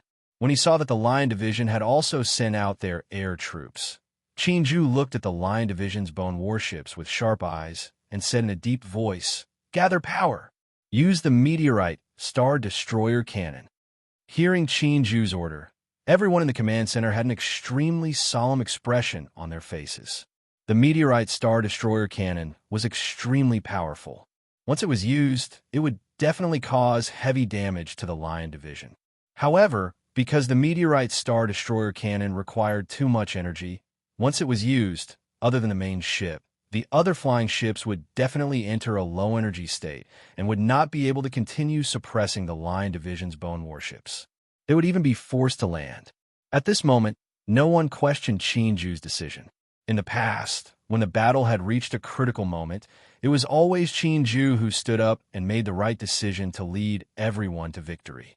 This time, everyone believed that there would be no exception. The goddess of victory would still favor them. When the 7 warships, led by the main ship, emitted strong energy fluctuations, the Lion Division quickly sensed the intentions of the 10th Legion. The expressionless Ashur Gu's expression became extremely solemn. Chinju is going to use the Star Destroyer cannon. Is he going to fight us to the death? Shurgu took a deep look at the main ship of the 10th Legion in the distance. His gaze seemed to penetrate the layers of armor and saw Chinju standing in the command room with a serious expression. This woman was even more difficult to deal with than the rumors. Activate the strongest energy wave. As long as we can block the continuous fire of the Star Destroyer cannon, victory will be ours. At this moment, everyone who was fighting on the ground also sensed the change in the atmosphere above their heads. The dense energy made everyone feel nervous. A round of fire from the meteorite Star Destroyer cannon would directly determine the final direction of this war. Buzz, buzz. When the light of the meteorite Star Destroyer cannon lit up, a thick layer of dark green energy waves appeared on the bone warships.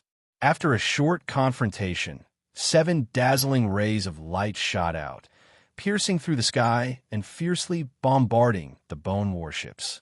The power that erupted from the soundless collision was earth-shattering. After dozens of seconds of bombardment, 3 of the 7 bone warships were directly penetrated and completely lost their power. They swayed and fell to the ground, while the other 4 bone warships almost completely blocked the bombardment of the meteorite Star Destroyer cannon. They did not suffer any heavy damage. At the sight of this scene, everyone in the command center was in despair. In their ideal plan, after this round of bombardment, all the other battleships of the Lion tribe should be destroyed except for the main battleship. However, there were still at least 5 skeletal battleships of the Lion tribe that still retained their fighting strength. On the other hand, other than the main ship, only 2 other warships had combat power. They could not continue to suppress the bone warships. The scales of victory were beginning to tilt towards the Lion Division. You're tuning in to the Warrior Lore YouTube channel. Don't forget to subscribe and join us on this journey to catch the most captivating stories.